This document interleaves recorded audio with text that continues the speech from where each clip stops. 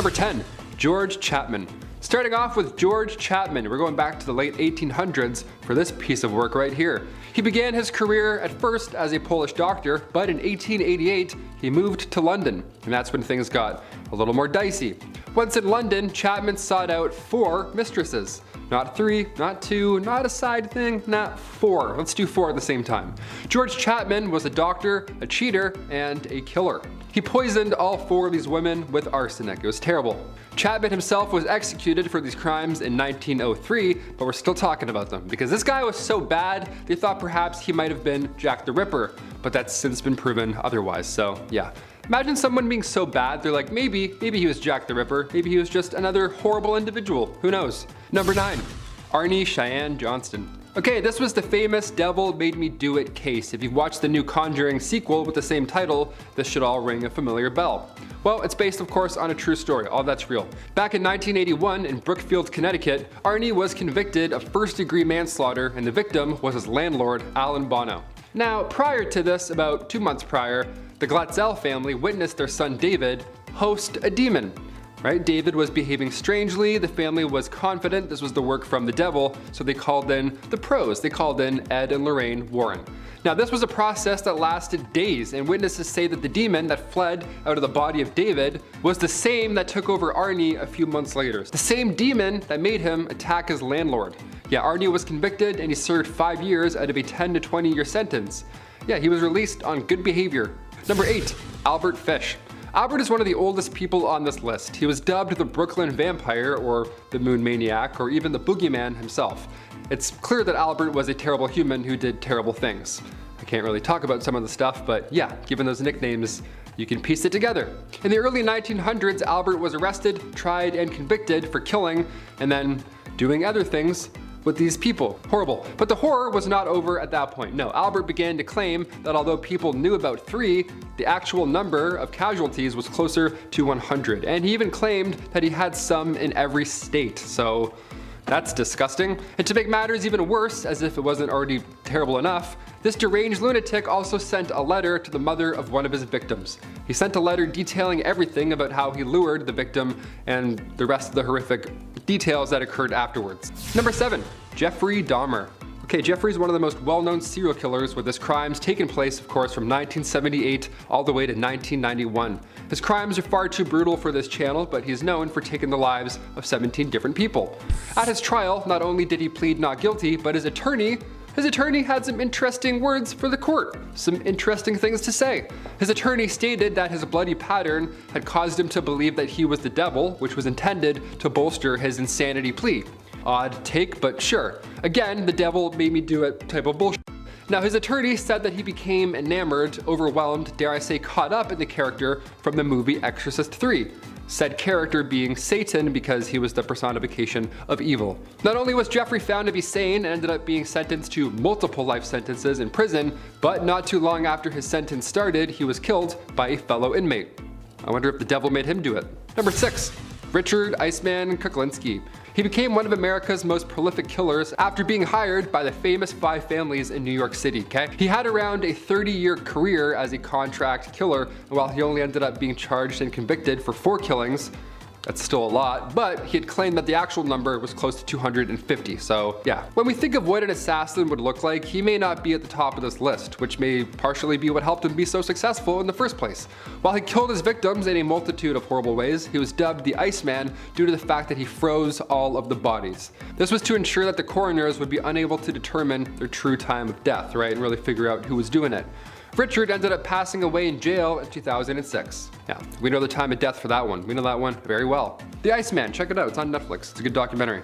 By making religion illegal, he was defying the laws of the gods, Akhenaten's monotheism. Intentionally erased from history until the 19th century, Egyptian pharaoh Akhenaten established the first known monotheistic religion called Atanism, which was rediscovered in the late 18th century and integrated by the 19th and 20th centuries religious philosophers into the histories of the 3 Abrahamic religions. During Akhenaten's first years as pharaoh, he did recognize the existence of other gods, even though Aten was his primary patron deity. There exists iconography from early Akhenaten's reign where he was still Amenhotep of Aten, and that includes images of the other solar gods. However, those scenes of Aten sharing space with other gods soon disappear in later depictions, and some of these iconographs of Aten alongside other deities are defaced a few years later after their creation. Additionally, any mention of Akhenaten's old name Amenhotep was also hacked out. Akhenaten would eventually officially proclaim that Aten was the one and only god, and he condemned the worship and or acknowledgement of any other deity, going so as far as to remove their names and effigies. This actually led to Ak's condemnation of memory, a practice reserved for scrubbing unlikable people from history. By imposing these laws, he defied the universe's laws and those unspoken of freedom of religion in them. Womp womp, y'all ain't gonna like this one.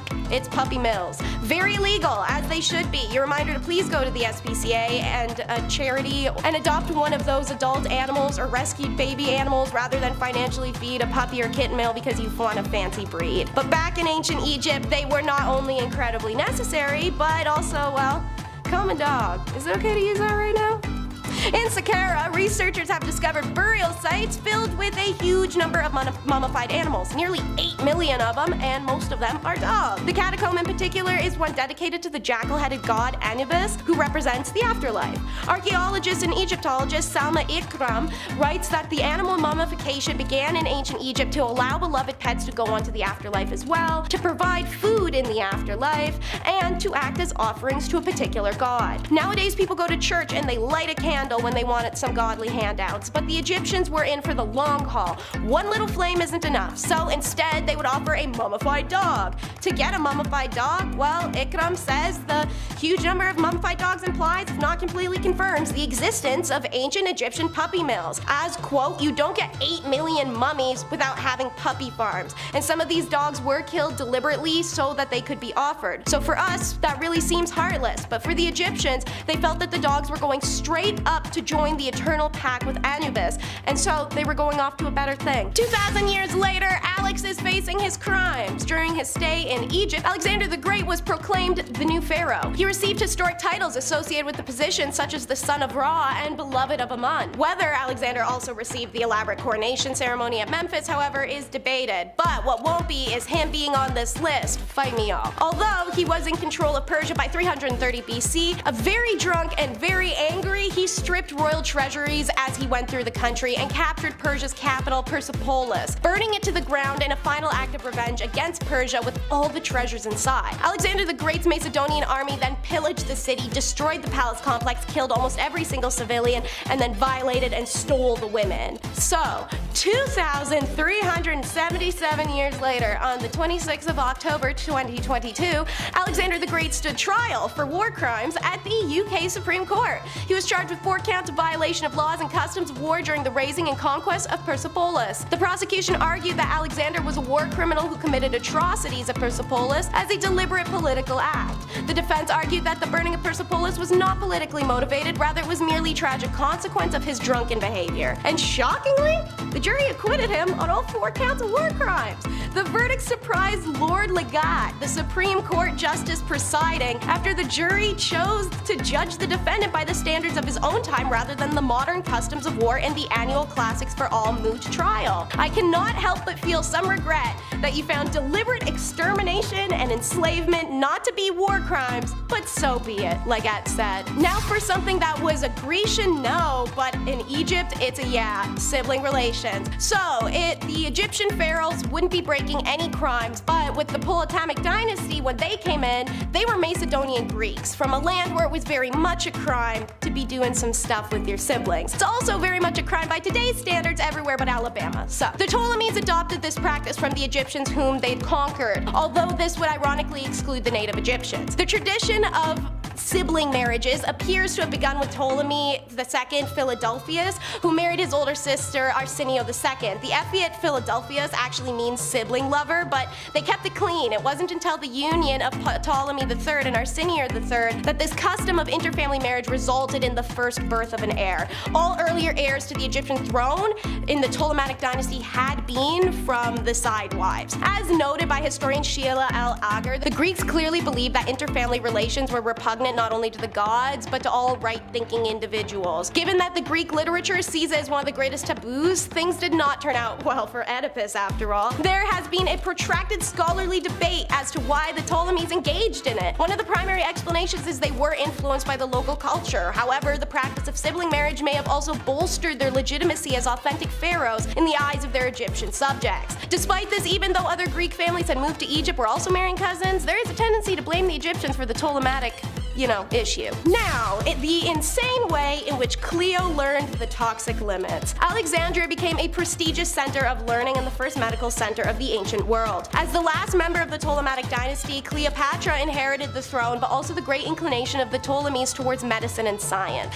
Attracted by knowledge of venoms and poison, Cleopatra began to test them on condemned prisoners to see the different reactions produced in the body and found toxic limitations. By tricking or directly forcing the prisoners into testing these poisons and mixes, Cleo learned oral poisons would cause disturbances such as painful spasms, nausea, abdominal cramps, and slow ends. She even had set snakes on prisoners in order to compare the major effects of venomous snake bites caused by the various species in Egypt, such as vipers or elapids. It has been said that Cleopatra used the cobra to take her own life because it would also make sense in some Egyptian mythology, being associated with the sacred uraeus worn by the pharaohs. However, there are several problems with this theory, and some scholars argue when she decided to take her life, using the information from testing these poisons, she would use a poison that would make sense, that given the possibility to choose the best one, to have a quick and relatively pain-free death. Starting with the classic case, deathbed and breakfast. Lizzie Borden took an axe, gave her mother 40 whacks. When she saw what she had done, she gave her father 41. While the rhyme isn't true in all senses, Abby Dufresne Borden was her stepmother and the weapon was a hatchet, not an axe, it is right in the description of Jackson and Abby Borden being slayed remorselessly and beyond recognition in their beds the morning of August 4th, 1892. In the early hours after the discovery of the bodies, people only knew that the killer had struck the victims in their home in broad daylight on a busy street 1 block from the city business district. There was no evident motive. No neighbors and passersby heard nothing. No one saw a suspect enter or leave the Borden property. But the perfect Sunday school teacher, Lizzie, was inside the whole time. Lizzie was later arrested and charged for the deaths of her parents, but was acquitted by a jury in the following year of 1893 despite having lied about calling a doctor, never crying for her family, and buying literal poison right before they died. Cultural, religious, class, ethnic, and gender divisions in the town would shape the debates over Lizzie's guilt or innocence and ultimately free her. Overall, just being a spoiled, privileged white woman in this specific time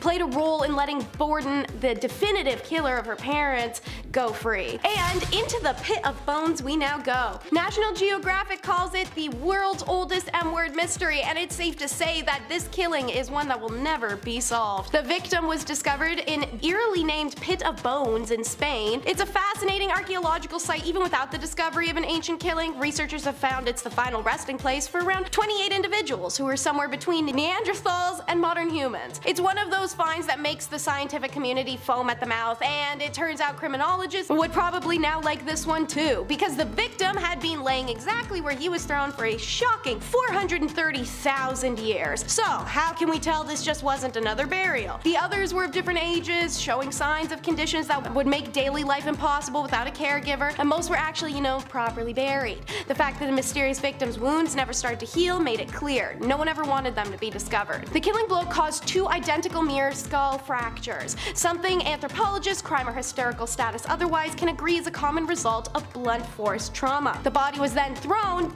down 43 feet into a cave to rest for thousands of years. A bit more recent history is a fear of water. On November 29th, 1981, around 7:30 a.m., actress Natalie Wood's body is found floating face down in the Pacific Ocean, about 200 yards offshore. She'd been one of Hollywood's recognizable names and faces. You may recognize her from airings of Miracle on 34th Street each holiday season. Eerily, Woods' mother had taken Natalie to a fortune teller for fun as a child. Wasn't so fun because she told Natalie that she would die by drowning one day. It inspires paralyzing fear in her as a child. She's afraid to even wash her hair and had reoccurring nightmares. Then Christopher Walken one day joins Natalie and her husband Robert Wagner and Dennis DeVerne on a yacht weekend. The group left in the afternoon on November 27, 1981, and Robert berates Natalie all evening. On the 28th, after a dinner and lots of drinking with Walken, the two reboard board the dinghy at 10 p.m. Witnesses from a nearby boat claim they heard shouts at midnight. However, there's a party going on nearby. They thought it was from the party and they didn't intervene. One of the witnesses, John Payne, said he heard a woman scream, "Help me! Someone help me!" coming from the stern of Wood's yacht. But then he thought he heard a man's voice say, "Okay, honey, we'll come get you." But the tone was so mocking, he thought it came from the party. According to Wagner, there was a non-violent argument that broke out between him and Walken over politics. Woods was bored with it and went to bed, and Wagner didn't realize she was missing until he went to kiss her goodnight at 1:30 a.m. The Coast Guard's alerted, and Wood is found floating 6 hours later about a mile away from the yacht and the dinghy not too far from her. Angeles County coroner ruled her cause of death as accidental drowning and hypothermia. Woods' sister Lana expressed doubts about this being accidental, as have many, and it remains unsolved. Watch your step or you'll be looking like him, the Graubaul Bogman. The remains of the Graubaul Bogman were discovered by a peat cutter working in the bogs in 1952.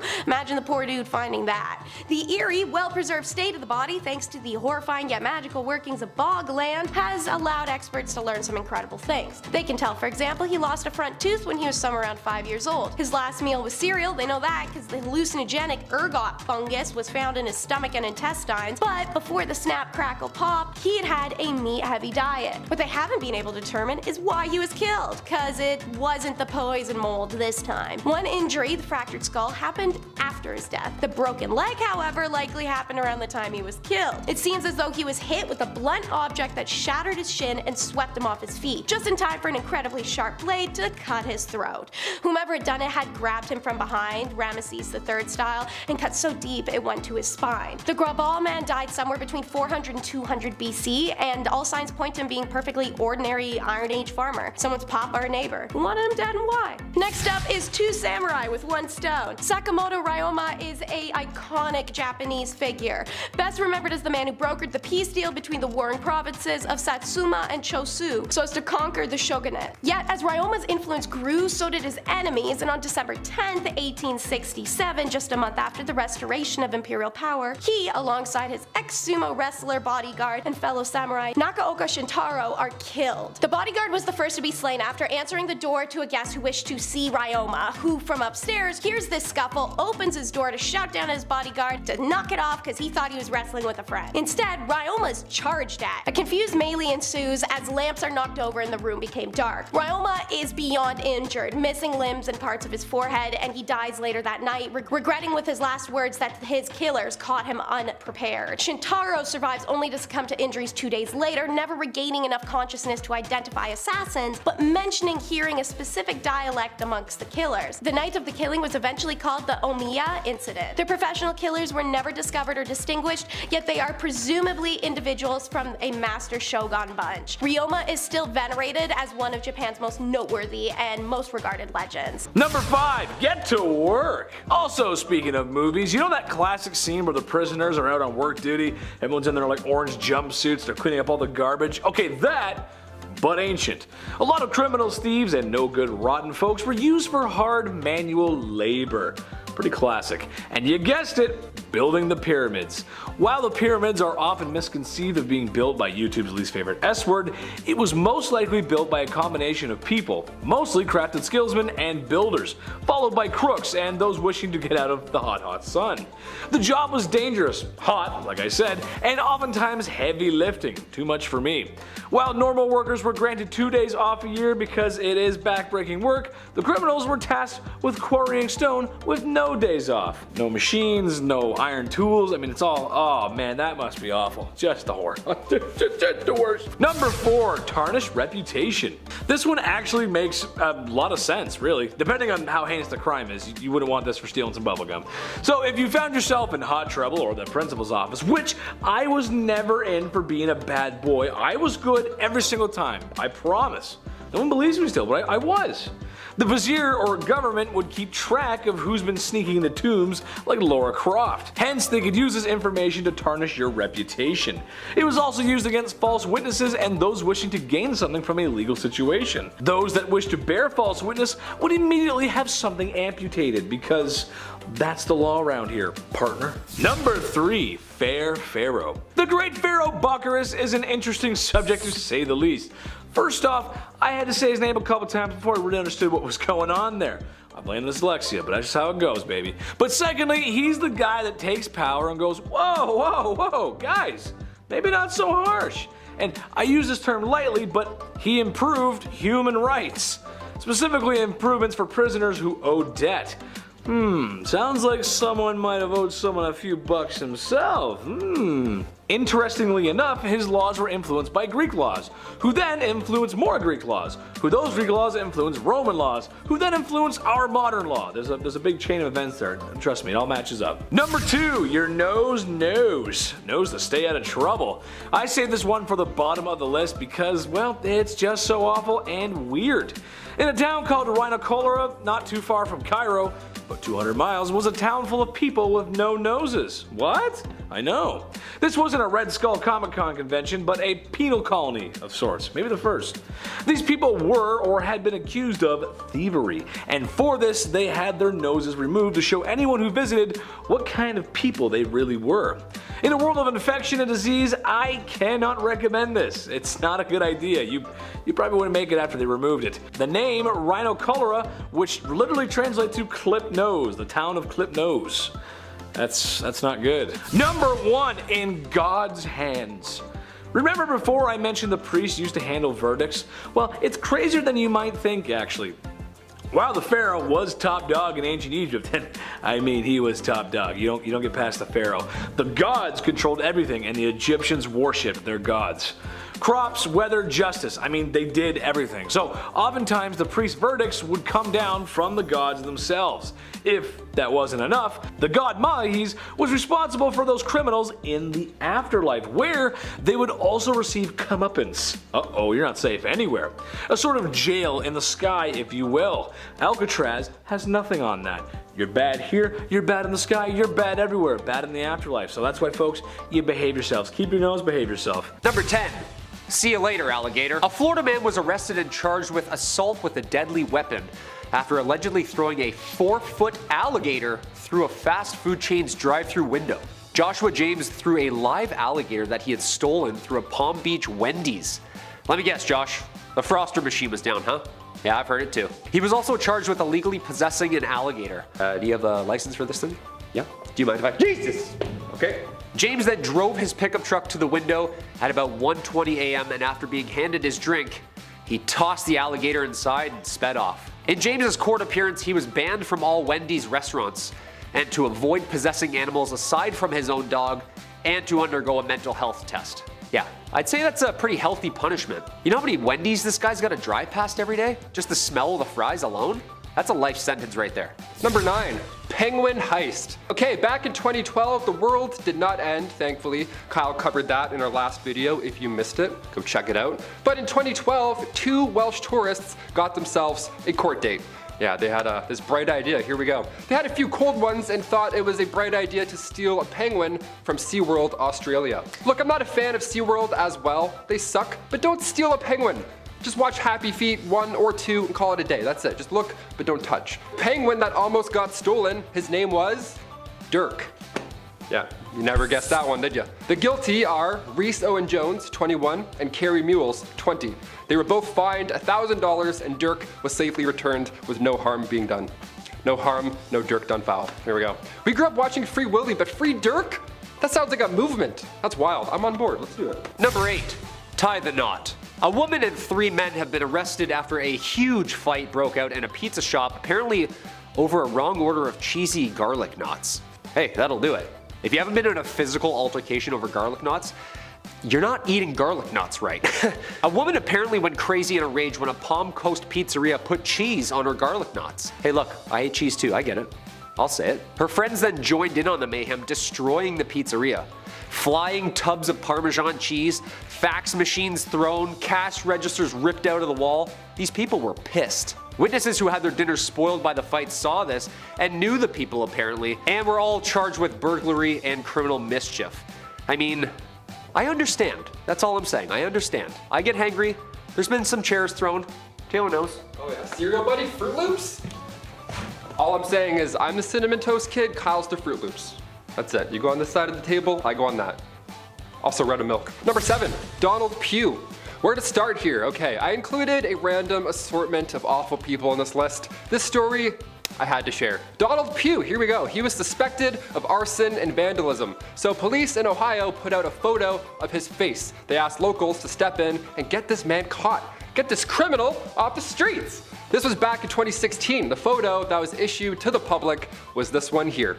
But Donald wasn't a fan, right? So he sent the police a better photo of himself for them to use. Yeah, he sent them this one. Look, Donald, the photo admittedly is much better. Okay, facial hair, you're all cleaned up, the shades are solid. That's a great addition. Really adds the criminal to your eyes. Plus, you know, gotta protect your eyesight whilst you commit arson. Gotta watch for those flames. Smart moves. Awesome.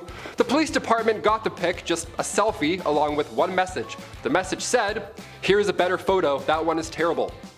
Nice. Keeping it nice and short so we don't have to open the message. I like that. Surprisingly, Donald was immediately caught, and Ohio police even reached out and said, "Thanks to the power of social media and tips called into authorities, we have learned that Donald Chip Pugh has been arrested in Florida." Of course it's Florida. It's always Florida. What's up with that? Number 6. Candyman. 2 Brooklyn men were awarded $33,000 in court over a humiliating arrest made by police officers in Coney Island in 2014. The men were arrested due to the illegal possession and distribution of although it was nothing more than a bag of hard candy Jolly Ranchers. The officers arrested the men outside of the candy store, strip searched them, and the candy was taken in as evidence. Could have fooled me with the candy store right there. The undercover cop said, I quote, "He thought it was the stuff from Breaking Bad." Like, how is this dude a cop? Yeah, you seen Breaking Bad? Yeah, just go do that. Okay, cool. Like, who hired this man? The men then sued the police department. Yeah, no sh**. It's candy. I'm in a candy store. The men were held then for 3 days. Imagine, 3 days being locked up with murderers and you're in on tooth decay. Also, how long does it take to see if it's candy or not? Just pop it in your mouth in the cruiser. Ah, it's raspberry. They're good. Let them off. Number 5, flaying. This is straight up a crime, man. I don't care what you say. This is just a crime against humanity. I'm not here debating on how governments get rid of their, let's say, more interesting members of society, but this is not it. Popular in the ancient world for whatever reason, and I can't stress this enough, I would faint from watching. I was shivering writing this. Seriously, it's the worst. This is the act where someone is skinned alive. They're held down and peeled back like a potato. There's multiple famous incidents like in art and mythology. I just don't know who sits there in one day and goes, you know what, this guy, we gotta skin this guy. Let's just skin him. Let's cut him up. Let's go. Number 4, the eagle dropping turtle. Okay, here we are. Top of the food chain. We're in charge. I'd like to make the argument it's not the things we eat that puts us there, but it's the things we don't eat. Think of all the animals at your favorite local Chinese buffet. Well, we as humans have adapted so much that we can survive and choose not to be carnivores or eat certain animals. Where am I going with this? Well, despite us being number 1, sometimes the animal kingdom fights back. That's kind of how it works. Take Aeschylus in 455 BC, for example, a philosopher who found himself being struck by an eagle dropping a turtle onto his head. Unfortunately, the injury was fatal. Since we're talking about Greeks and philosophy, let's bring in a little law here. This is good. You'll like this. Mens rea, actus rea. While the eagle certainly didn't know he was committing a crime, he still did do it. Sounds like someone needs to go to animal court. That's something they would probably do back then. I mean, they did in medieval times. They put animals on court, so why not back then? Number 3, Draco. No, not Malfoy. Not Draco Malfoy. I know you're all thinking it. That's what I thought too. Draco, the lawgiver of ancient Greece, was a man with modern solutions for their modern problems. He was asked to give a code of law to replace the very aged tribal feuding laws that still existed at the time. Commoners were shocked to find out that even trivial crimes could wind you up in the brazen bull, or not breathing anymore. However, the wealthy, of course, loved these laws and applauded Draco. Classic villain story. They really loved it, so much so that it was Draco's undoing. As the legend goes, Draco was buried in a small mountain of clothes, hats, and garments. He suffocated under the pile of compliments. The accidental fatality of the man who gave us strict laws that are fatal. So what do you charge? You get in trouble for undoing the guy that's supposed to undo? That's weird. I don't know. Number 2, Prometheus. Oh, mighty Prometheus, what wise knowledge of fire do you bring us today? The story of Prometheus is that of a very dark and tragic one. He was the god who gave humans fire, despite Zeus's wishes not to. Well, given Zeus's temper, he wasn't too pleased when he saw people grilling up their Slovaki. Love me some Slovaki, man. Naturally, Prometheus had to pay, so Zeus did something so awful to him, well, we still talk about it today. He had Prometheus chained to a rock where every day at the same time a large bird would come down and eat his innards. Just come and just nom nom on his insides. Gross. Since he was a god, he had Wolverine-like healing abilities, but he wasn't immune to pain. It would still hurt. He'd heal every day, but it would hurt really, really bad. Number 1, Sisyphus. I think this one is relatable to everyone, including myself. Unless, of course, a large bird does rip your guts out from time to time, or you've been skinned alive, then that one's more relatable. I doubt that, though. Sisyphus was the king of Corinth and had cheated his meeting with the Grim Reaper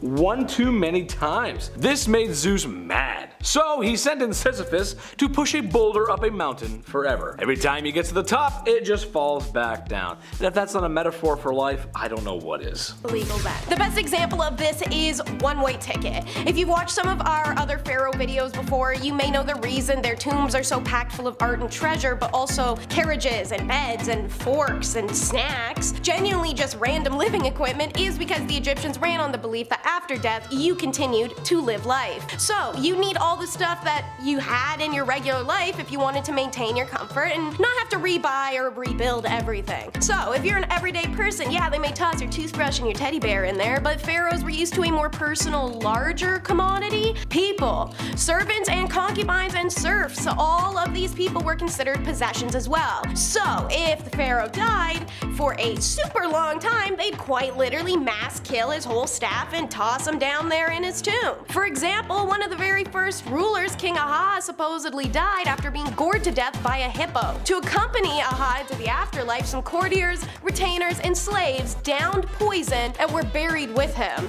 Sometimes, if the rumor is true, these peoples would also simply be sealed into the tombs alive. Suffice to say, crime. Very big crime. Very big crime.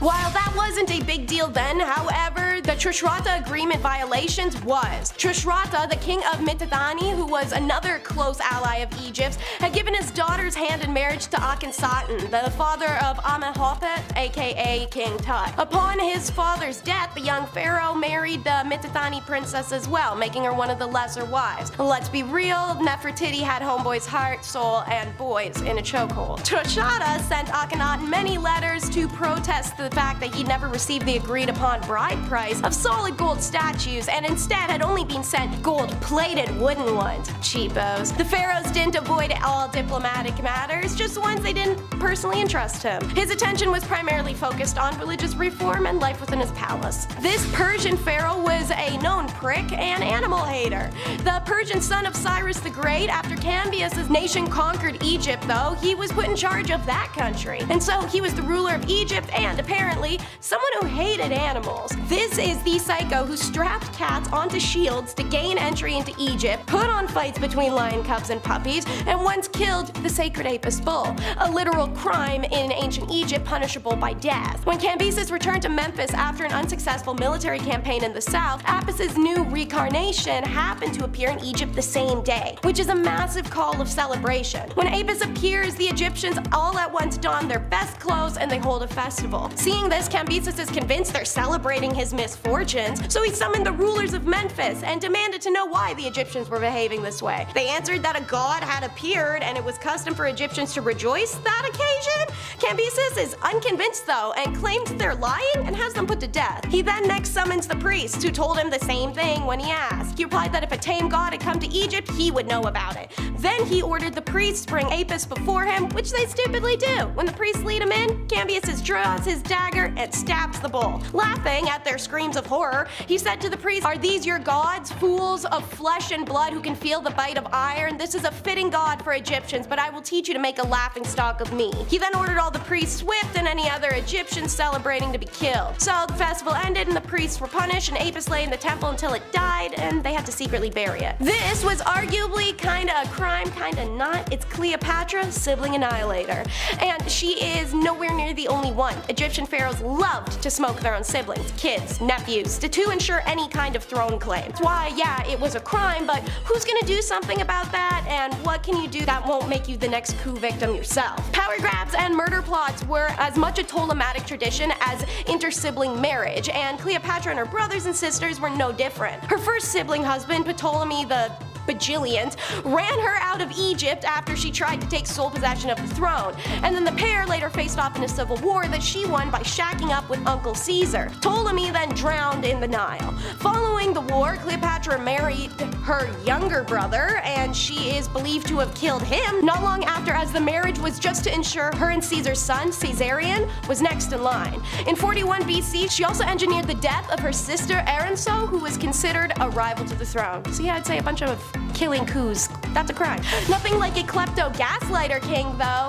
Amasis' crime was literally being a petty thief. Absolutely zero yard cred for that one. Dude was a raging alcoholic, nympho, and made it to the throne by being sent to calm down a rebellion, but instead chose to join it and lead it, overthrowing the pharaoh and earning him his throne. Ever a master of tact, he sent the king his declaration of war by actually lifting his leg and farting and telling the messenger to take that back to the king. He's that guy. But what was most hilarious, at least to me, was the fact he's a kleptomaniac that would steal his friend's stuff, then put it in his house, invite those friends over, intentionally bring them to the room where the item was, and then try to convince them that they'd never owned it in the first place once they'd seen it. This is the single most frat boy personality I've come across in ancient times anywhere, and it's glad to know that it actually does come from somewhere. Number 5, banana theft. Thief. Banana thief. Theft? I don't know. Turns out bananas curse people, makes them do crazy things. This next couple is pretty odd. Here we go. Back in 2014, a Connecticut burglar drove his station wagon through the doors of a closed convenience store. He drove literally into a gas station, got out, stole a single banana, they peeled and then ate the fruit, and then fled the scene. That's right, nothing else was taken, no cash. I mean, there's obviously significant damage that has to be taken care of now, but the banana, the lone single banana, why? This isn't Mario Kart. You can't just throw a peel down and then make a getaway. You're gonna get caught. It's 2022, my guy. Keep your bananas safe, folks. These people are sick. For example, Number 4, fruit fight. Florida resident Philip Joseph Smolsky was charged with assault and battery on his girlfriend for apparently using a banana to throw at her. Police were called on the morning of January 3rd, 2014, and Pasco County deputy noticed a red mark on the victim's head where she said she had been hit by a flying fruit. That's like the start of a Cops episode, you know? Just driving. 42 David, we're actually responding now to a banana in pajamas over on Affidavit Avenue. The arrest affidavit shows that the same deputy also found a banana in a nearby garbage can, and that parts of the peel were found on the ground near where the girlfriend was sitting. A clue. In addition to the domestic battery charges, he was also charged with attempting to resist arrest without violence. How do you resist arrest without violence? Just say no, like no thank you, politely a couple times? No, I'm okay, thank you. Police say that pepper spray then was used to apprehend Smolsky. Ouch. This is just like the origins of a villain story. Oh no, it's Mr. Potassium Man. He's like throwing banana peels. Don't slip. Whip! Number 3, tattoos tell all. Sometimes you get a tattoo to remember a person, or a place, or a time. Sometimes you get a tattoo of a mountain on your forearm because you like nature and being outside and that one trip that one time. Great, we get it, we love it. Every tattoo is meaningful in some way, sure. Well, thanks to those fond memories being drawn in ink, it was quite easy for California police to find the killer of a victim who had died 4 years prior. This killer, Anthony Garcia, decided to remember this horrible act after doing it by getting a tattoo of all the grim details right there on his chest. Yeah, police noticed the chest tats when taking Garcia's mugshot for another crime, much smaller than, murder, and that's where the tattoo stuck out to the police. They're like, wait a minute, we've been here before. The Christmas lights, the bent street lamp near the liquor store, this was the exact scene where the body was found 4 years prior. There was even a helicopter that looked angry depicting Garcia's nickname, Chopper. Yeah, I have a dragonfly for my mom. Yeah, I don't like needles, it's probably the only one. Number 2, reverse Santa. The old reverse Santa, huh? The old chimney sweep. Apparently this is way more common than I thought. A Maryland man who was asked to remain anonymous, due to the ongoing case of course, is facing charges in court recently as the police had to respond to 2 calls from the same house. The family apparently heard scuffling and coughing in the middle of the night from behind their fireplace wall and decided to reach out to authorities. But they were already beat to the chase by the man stuck in their wall. Yeah, I'd stay anonymous too. That's embarrassing. Guys just whispering directions to your house. Yeah, it's Bradshaw? Brad Bradshaw? Bravo? Romeo? Guy had to rat on himself. The fire department showed up, had to rip the wall down brick by brick to get Buddy out. Like, you wasted everyone's time, man. The family's time, the first responders' time, your getaway driver's time. And these guys' mugshots, they're the best. They're always just covered in soot, like a bad Oliver production. I'd do anything. And finally, number 1. Use current location. Gotta save the most bizarre for last, I guess. Kristen DaCosta from Massachusetts. She's clearly never seen the movie Disturbia. She's sleeping on it. She's sleeping on Shia LaBeouf. Kristen was court ordered to wear an ankle bracelet as part of her probation, but she luckily didn't know that the bracelet could track your whereabouts. Yeah, what did she think it was doing this whole time? She's like, okay, thanks. That's random. And then just committed crimes? This is why you have to watch Disturbia. Stop sleeping on Shia. Kristen had no clue that it was tracking her while she committed 17 break-ins. Yeah, homes all over southern Massachusetts, Rhode Island, New Bedford, Fairhaven. I mean, where does she get the energy, you know? Where does she find all that energy? So random.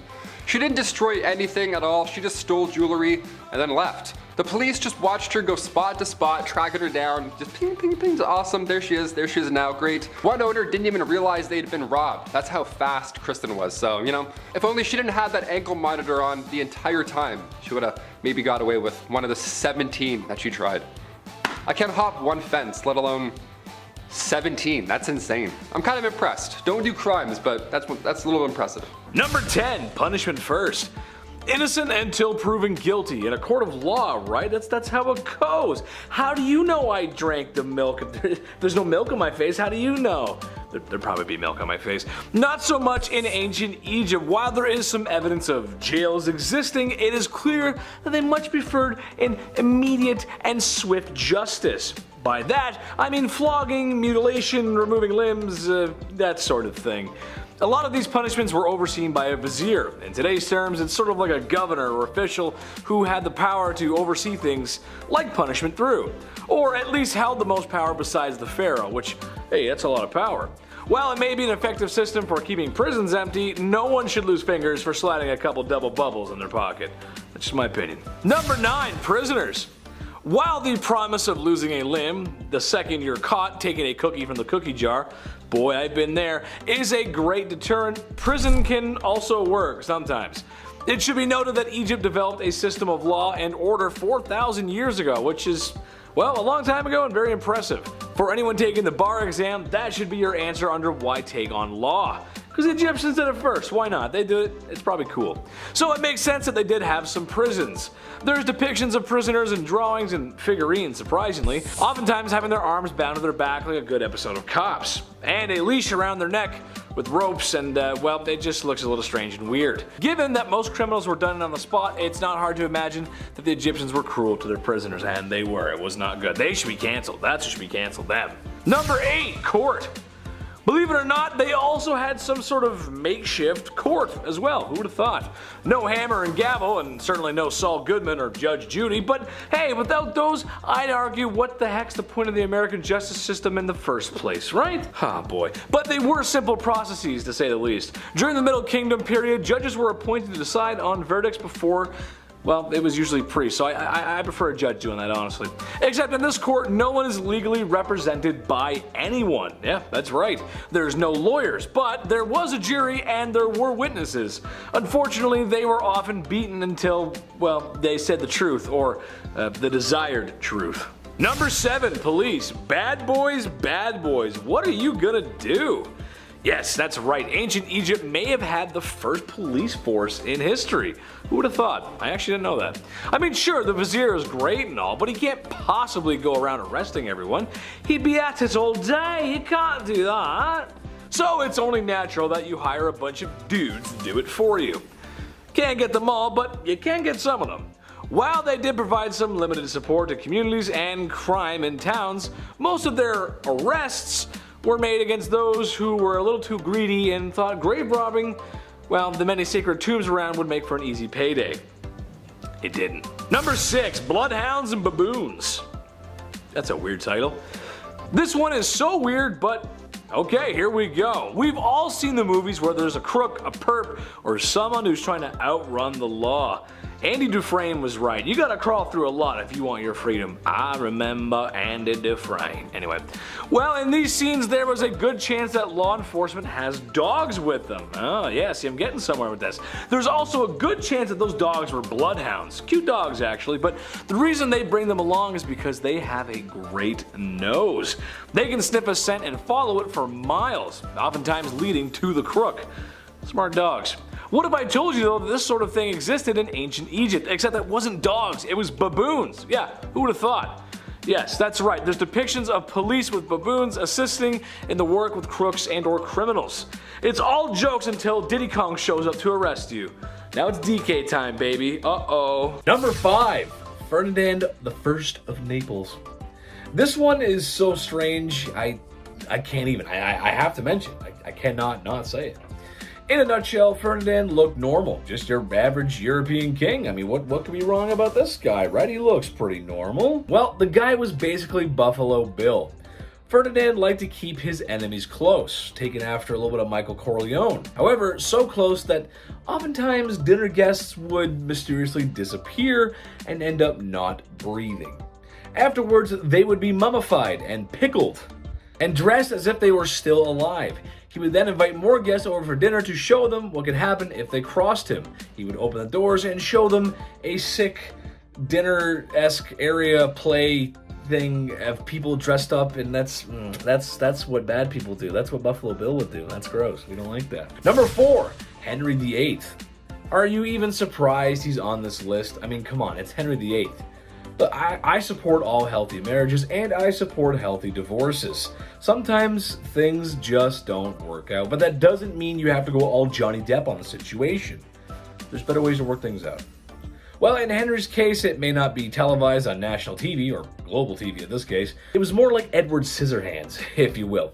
Henry VIII is famous for dealing with his wives. When the church would not grant him the divorce he so wished for, he removed his wife's head from her body. And then he remarried and divorced another, and then another one lost her head and then divorced another, and then finally he passed away and the wife lived on. It makes sense, sure, that's... All I'm saying is the man went a little too far, that's all I'm saying, just a little bit. Number 3, John, King of England. This is the dude who wrote the Magna Carta, which for legal students everywhere is like Planet Krypton. It's where it all starts. The whole Superman, the law, everything. It's the basis of everything. Besides Hammurabi's Code, of course. Well, it's not like he signed it very enthusiastically, and the man really wasn't the nicest. He's also known for taking 22 of his most noble knights and throwing them away in a dungeon until they starved and didn't wake up for, well, no breakfast. He betrayed his brother, Richard the Lionheart, the very famous Richard the Lionheart, who also wasn't very nice either, and is suspected of being the mastermind behind the de-lifing of his nephew. Ooh, talk about family scandal. Number 2, Napoleon Bonaparte. I know, hear me out though. The story of France and Napoleon is one for the history books. I mean, really, it's so strange. Imagine a country that violently overthrows its king and queen, and then while in the middle of that, which could be described as the worst political strife in history, you then go to war, which, if you know how it's not a good idea. You're probably going to lose.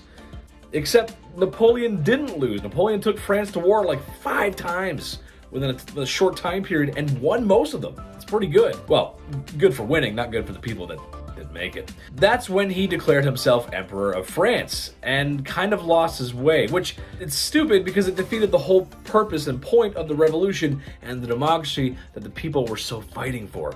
Eventually, the international community caught up with him and banned him to an island twice. Because he came back and said, I'm back, and they're, no, back to the island. Go back. You're going back. Number 1, Elvis Presley. Look, I know, it's Elvis, but he's the king of rock and roll, man. You can't go wrong with Elvis. Plus, it kind of works too, because I think people have a really good image of him, but he actually wasn't.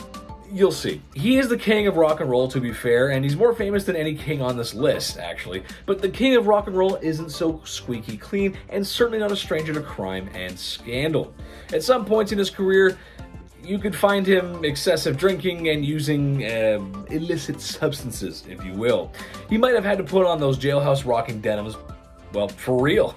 Back in 1956, peak of his fame, really. Elvis got into a physical altercation with 2 gas station attendants after fans began to crowd him. It was a messy situation, and he was actually up on charges of battery and disorderly conduct. Not a good look for the king, baby. The king's gotta stay clean. Number 10, tyrants. This is where the name comes from, folks, so we kind of wouldn't have the label if it weren't for ancient Greeks. There's been a lot of tyrants in history, but this is where it all starts. A tyrant refers to an absolute leader who uses his or her power harshly and crudely, exercising total control and oppressing those who stand against the strict rulings or are a desired target of which. Ooh, very fancy definition, Chetty. I like it. Wow. The trick is seeing how history remembers you. Leaders like Pol Pot and Joseph Stalin are easily agreeable tyrants, but for example, the ancient Greek leader Alexander the Great can also be considered one. History remembers him for his great triumphs, and while that's interesting to look at because, well, he's one of history's greatest generals, he's really amazing actually. For the safety of our history class, that's fine, but his actual deeds, well, they were less than remarkable. War, looting, trading, YouTube's least favorite S word, and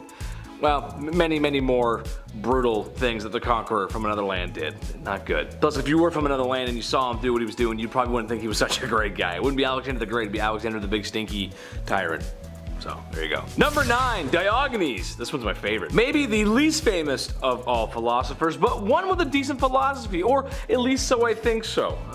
That's how I feel, and I think it fits in with the modern world. A man who was banished and exiled and had all his possessions stripped away. In some depictions, even his clothes. I wouldn't want that taken away. I gotta have my clothes. Thus, the man was forced to live his life on the streets of Athens, inside a barrel, as you do. This likely is what developed his philosophy of cynicism. He argued that since he was living free of tax or payment in his barrel, that he was truly free. Thus, he had less worries than the commoners, and yeah, that's where his freedom came from. Well, where does the crime part come in? Besides, well, the obvious tax fraud there, and we're gonna pay your taxes. Diogenes might have been a few gyros short of a picnic, if you know what I'm saying, as he would often shout at passers-by, and well, he would do the devil's bedroom dance solo in public, just in his barrel there, just doing. Yeah, I can't say it, but you know what I'm talking about. Number 8, Sith revenge. Well, I know a lot of people would be behind this, especially for really awful crimes. Revenge is not the Jedi way. Sometimes it was an option for the families of those who were wronged in ancient Greece to enact their revenge on the crook. Assuming, of course, the crook was caught. You can just imagine the kind of crimes, the really bad ones. YouTube won't let me say. However, the important point here is that the families of the victim were given a chance to make their peace, or, well, whatever the antithesis of that is, usually involving the crook not breathing anymore.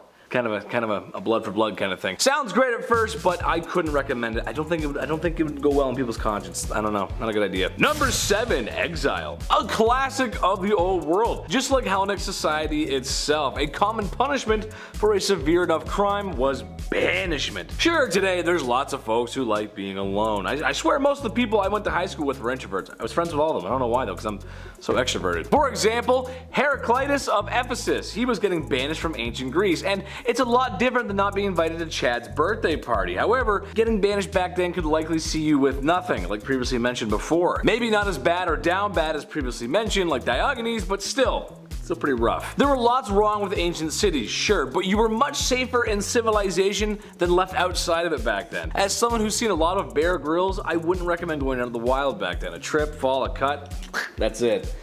Whew. Number 6, the Brazen Bull. This one is a punishment and a crime. 2 in 1, baby. The Brazen Bull to many may just look like a statue, and worst case Ontario, maybe the horns are sharp and could hurt you. Maybe. But don't be fooled, friends. This is much more than a statue of bronze or brass colored bull. It's actually a perp cooker. It's a twisted, awful, rotten form of punishment that could also be a crime itself. One against humanity, and those are the worst ones. Basically, you open the hatch on the bull and throw your bad guy in. Then, get a nice big fire going. Really big one. The same ones your dad does in the summer. You know the ones that you can't even get too close to because it's too hot. Woo! Then, wait. Once steam or whatever horrible smelling vapors come through the bull's nose, that's when you know the perp is done and it's time to throw in another one. That's awful. What an awful way to go. Oh. Number 5, Bloody Mary. Duh. Mary the First, or Bloody Mary as she is also known, was the first real Queen of Britain. But this reign didn't last very long, 5 years to be exact, before she was replaced by the much better Queen Elizabeth. But in that short 5-year span, Bloody Mary earned that title, let me tell you. Mary I ordered war against the Protestants and slew quite a hearty handful of them for heresy. Which is interesting since her father, Henry VIII, was kind of the guy who made Protestants more of a thing in England, and then her sister was also Protestant and made it the main religion in England. History is full of people needlessly passing away because what they believe isn't the right thing. Anyways, to heat things up, Mary even had some of these Protestants burned on the spot. Some is kind of an unfair statement. You see, the Queen here was responsible for burning over 300 Protestants at the stake. Other kings and queens burned people at the stake for their faith. I mean, Mary's father did it, as did her sister. But it's the sheer amount of people that make her much worse and much more famous. Number 4. Taking over. Queen Catherine the Great of Russia was obviously a queen of Russia. But that don't mean she was actually Russian. She was actually German-born. But she was Russian to get herself into power when it turns out her husband, Emperor Peter, was not very liked by his own people, as he showed a very obvious dislike for Russia, which is kind of weird. She took advantage of people's disdain, and while she may not have directly done the life ending here, it is pretty well stated that the act was committed by her supporters, and public opinion held her responsible. She was called the Great, but it seems she was actually kind of the absolute worst, even if she was a strong ruler. She does look very proud of herself in a lot of her paintings though, which, I mean, she overthrew her own emperor husband and became ruler of a country she isn't even native to. So like, yeah, I guess, good job, I think. Number 3. La Loca de Loco. Finally, a queen not on this list for ending other people's lives. No, Juana La Loca was far worse than that. Not to be insensitive, but Juana La Loca was loco. She was the Queen of Castile from 1504 to 1516, and she suffered from various mental disorders. After her husband died in 1506, her father buried his body, but that didn't stop La Loca from opening the tomb and caressing her husband's non-living body from time to time. Ultimately, she even ordered people to dig up the body fully, and she would kiss her deceased husband's feet. Sorry, excuse me, I need some water after that. That's disgusting. That's a lot. Oh good, we aren't done. Of course not. No, apparently, Juana would also carry his coffin everywhere with her and even kept it under her bed. It wasn't until years and years later she allowed his burial outside her window, finally. Look, I get loving somebody, but dear lord, imagine what she was like when he was alive. Stage 10 clinger, 100%. Number 2, let them eat cake. How about a queen that caused a whole revolution? That's gotta be a good one. We have almost all heard of Marie Antoinette. She was well known for splurging on things she shouldn't have and the countless affairs and scandals she was involved in. Like the scandal of the necklace.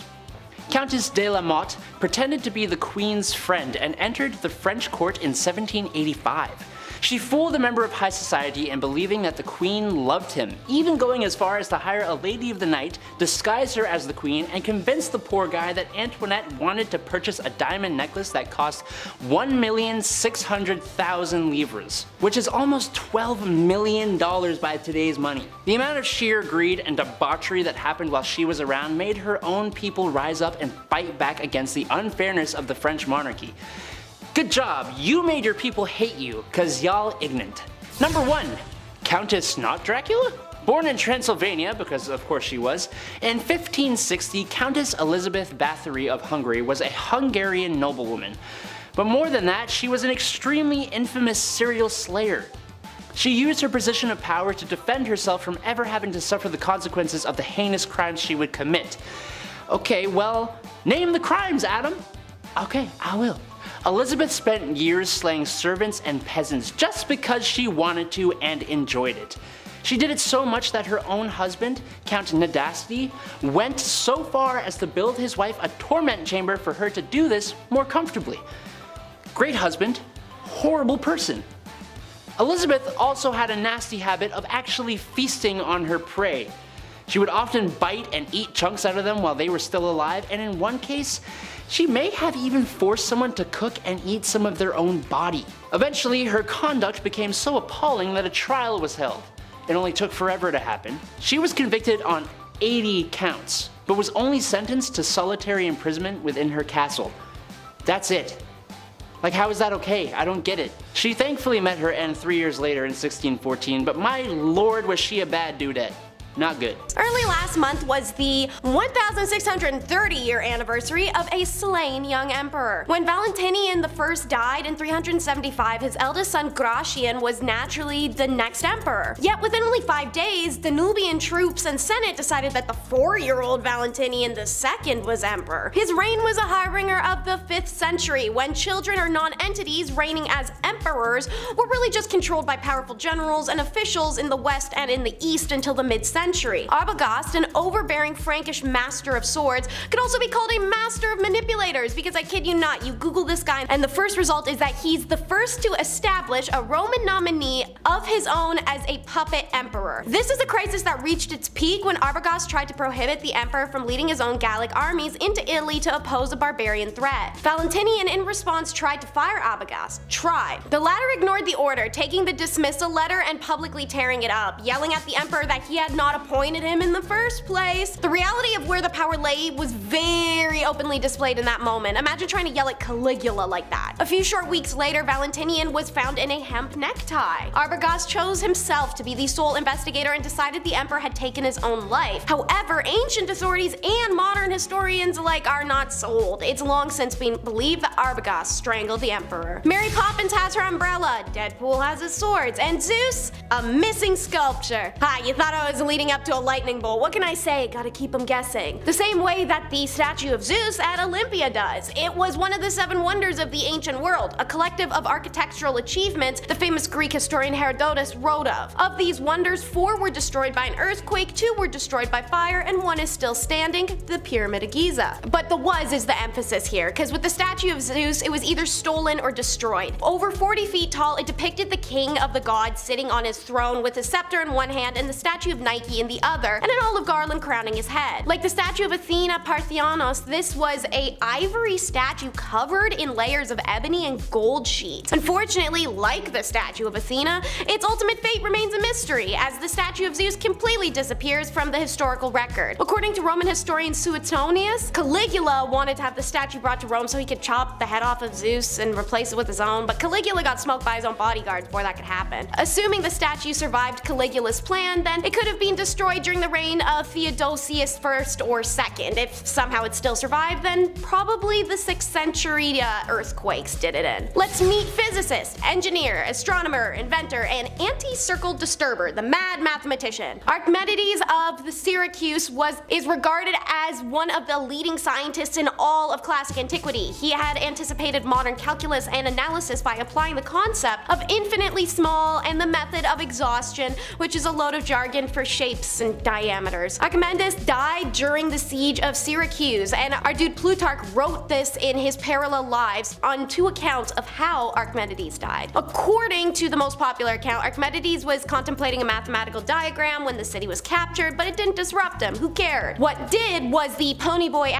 Roman soldier demanding he come meet the emperor. Naturally, he declined, saying he had work to do. But this is a siege, you don't just say no. So the soldier just killed him, even though there was explicit rules to not do that. Another story has Archimedes carrying mathematical instruments and killed by a soldier because they thought it was valuable items. Either way, Emperor Marcellus is super pissed by his death, and he is considered a valuable scientific asset lost. As for Archie, his last words were, "Do not disturb my circles," a reference to the mathematical drawing that he was studying when he was disturbed by the Roman soldier. To this day, it's uncertain why he was actually killed. Alright, let's play the circle game! And no, not the iconic Buffy St. Marie song, as much as I'd love that. I'm talking about the super buff macho man killed on a Greek island about 2,000 years ago. So, in 2002, archaeologists are doing what they do best, digging crap up, and they stumble across 57 bodies in a subsection of the Thassos necropolis, including one with a nearly perfect hole in his sternum. Anthroprofessional Dr. Agalarakis said that in his 40 years in that field, he had never seen anything like it. In an attempt to determine the injury, he actually yeeted a bunch of spears at like one of those Mythbuster jelly bodies until he learned it never could make a perfect hole. hole, so the Stryx couldn't have been thrown at the man. Instead, it had to be at close range. It's a clear circular shape that implies the man was somehow immobilized so tightly he couldn't flinch when it occurred. He could have been pressed against a wall, kneeling with hands behind his back, or face down on the ground. It's unclear why the man was executed, but it was probably during a time of political upheavals, perhaps one of the military turmoils or reprisals during the regime change. Dental analysis did show that before the man's death, his diet worsened, suggesting he was a prisoner or a captive in his last days. One of my favorite stories of ancient Greece is the Pausanian plot. Alright, so I talked about this one in the top 10 messed up facts about Alexander the Great. Let's get more in depth. Pausanias is the dude who shanked Alex the Great's daddy-o, Philip. But Teresa, it says unsolved in the title. Yes, because we may know he done it, but we don't know the full story. We know it starts with Pausanias and Philip banging each other until Philip finds a new boy toy, who a heartbroken Pausanias ridicules mercilessly. Instead of just saying put him on the table and let's measure, the boy toy tries to prove his masculinity on the battlefield, and promptly dies. Some prick Attalus blamed Pausanias for the moron's death and decided to set him up. Paus shows up for what he thought was a feast in his honor, only to be spiked and bodily violated by Attalus and a lot of other people. Pausanias went to Philip for justice, and Attalus is sent away to Asia Minor, while Pausanias was appointed one of Philip's 7 personal bodyguards. Many believe that his decision to kill Philip was fueled by that resentment, but many people wondered whether he had acted alone or if it was resentment that was purposely fed. Olympias, the first wife, and Philip were repulsed by each other, and her resentment for Philip's newest wife may have motivated her further. Then we got Alexander, who almost immediately after his proclamation had 2 potential rivals killed and ordered the troops in Asia Minor to have Attalus killed. But I mean, Olympias did burn all the other heirs alive and give Philip's widow 3 grieving gifts, which were a rope, a dagger, and poison, so figure that out. Alexander later accuses the Persian king of arranging the killing as a way to end the threat of Macedonian hostility. All we know for sure is Pausanias did do the stabbing, but he definitely wasn't the only player. Number 5. Ted Bundy. One of the most famous killers of all time. Ted Bundy killed upwards of 30 people during his crime spree back in the 1970s. Now, most interviews with Ted are extremely well known and they're horrible, but there's one interview that's very disturbing that's not as popular as the others. In this interview, he's talking about taking the life of a student, Georgianne Hawkins. The chilling part of it is how he talks about these dark matters just so matter-of-factly, like it's a casual conversation between work friends. Like it's not him describing the most horrible acts ever committed. She had a Spanish test the next day, and she thought that I had taken her to help tutor me for a Spanish test. It's kind of odd. Now, of course, over on Netflix, you can pick a number of installments involving Ted Bundy. There's Conversations with a Killer, there's a movie with Zac Efron. Choose your fate. Either way, the story that you're going to hear is chilling, so you've been warned. Number 4, The Staircase. The Staircase is a classic true crime staple, one of the most widely debated cases ever, as a matter of fact. Back in 2001, Kathleen Peterson was found dead in her home. Now, this docuseries follows the investigation, a few theories surrounding the case and the trial, but Kathleen was found at the bottom of the stairs of her home, and it's horrible, it's sad, it's tragic. And while it was originally regarded as fatal, but an accidental fall that caused her passing, as the investigation unfolds, the truth gets a little more murky. Kathleen's husband, Michael, had always been somewhere near the top of the suspect list onto what happened here, considering that 1, he was the last one to see her alive, and 2, was actually home and supposedly in the backyard when this fall occurred. So yeah, definitely a suspect, for sure. We're gonna ask some questions. But there's crazy theories surrounding this death. There's theories of Michael's infidelities all the way to a barn owl. There's a lot of speculation about this case, and this documentary is one you want to watch if you're a true crime lover. You're not really sure what to think afterwards, so comment down below. It's like this is chilling. This is a really chilling case. Number 3, Richard Ramirez. Richard, who is known as the Night Stalker, with of course a documentary under the same name. All these horrible people have documentaries. Richard Ramirez was a serial killer who terrorized the streets of Los Angeles back in the 1980s. He was known for invading homes, which actually initially made him dubbed as the Walk-In Killer. But he had another signature that was concerning to many people, especially during the height of the Satanic Panic. Richard was known for leaving behind different satanic messages at the scene of his crimes. Imagine walking in on that, that's terrifying. Because of his satanic signature after he left his first pentagram at the scene of the crime, authorities became worried that he was a Charles Manson copycat, but instead he was just his own kind of monster. It's said that he would leave more pentagrams behind while also telling his victims to swear to Satan instead of swearing to God. And during his court appearances, he would also hold up a pentagram, and after pleading not guilty, he said, "Hail Satan." So, yeah, quite horrible, I'd say. Number 2, Charlene Gallego. A match made in hell, it seems. Okay, this is a 2-for-1, so buckle up. Back in the late 70s, Charlene Gallego, alongside her twisted husband, Gerald, were the worst in Sacramento, California. They kidnapped, then they later killed 10 victims. It really was the most twisted situation. Disgusting, awful people. Cut to 1984, Charlene pleads guilty to and receives 16 years. Gerald was waiting for execution, but he actually died of cancer before meeting that demise. So, yeah, I guess nature helped out with that one. Charlene, on the other hand, she got out. She actually moved to Fair Oaks, California, and has since changed her name. You can sleep on that. Could be living on your street, who knows. And finally, number 1, don't f with cats. Okay, when I say this is one of the most captivating documentaries I've ever seen, I mean it, okay? I was late to the party for this one. I watched it way long after it was released, but from the moment I started it, I could not stop. This documentary follows the story of the killing of Lynn Junn, which is one of Canada's most infamous crimes ever. I wanted to end on it because, of course, I'm a Canadian. I saw this on the news when I was in school. Lynn was killed by a man named Luca Magnotta, who was already stirring up some internet buzz because he was posting some pretty horrific videos before this crime even happened. As the name hinted towards, he was with cats. That's all I can say. It's horrible. The documentary follows a couple of unbelievable cyber sleuths who saw Luca's messed up videos with the cats and who were intent on finding out who he was and where he was before this killing happened. They knew it was going to get worse, so they tried to track him down, and I'm not going to spoil the rest, but yeah, it's unbelievable. The crimes themselves are absolutely horrible. The story is almost unbelievable also, but the work that these cyber I already said that, whatever. The documentary really has it all if you're a true crime person. It really is hard to watch because of how tragic it is and the situations are dark, but again, the ending is worth it. It's definitely worth the watch, especially if you don't know the full story. They get them. Spoilers, they get them. Number 10, trial by jury. The concept of trial by jury can be traced back to ancient Greece and Rome. Don't get me wrong, that's old school. But the first recorded use of a modern jury system, that dates back to the 12th century England. Medieval England, yes, let's get some men in a room and point at witches. Henry II introduced the practice to replace previous methods of trial, which at that point was relying on physical combat or divine intervention, all that kind of like that. Under this new system, a group of 12 men from the community would be chosen to hear evidence and determine the guilt or innocence of said accused. Right? A little better, a little, less witchcraft, more, okay, we're all talking now, we're conversing. This system gradually spread throughout Europe and then beyond, so on and dan forth, and it became an important cornerstone of many modern legal systems. Back in the day, this was a noble deed. It was an honor to be part of the jury, Today, not really so much, not the same at all. You're like, what?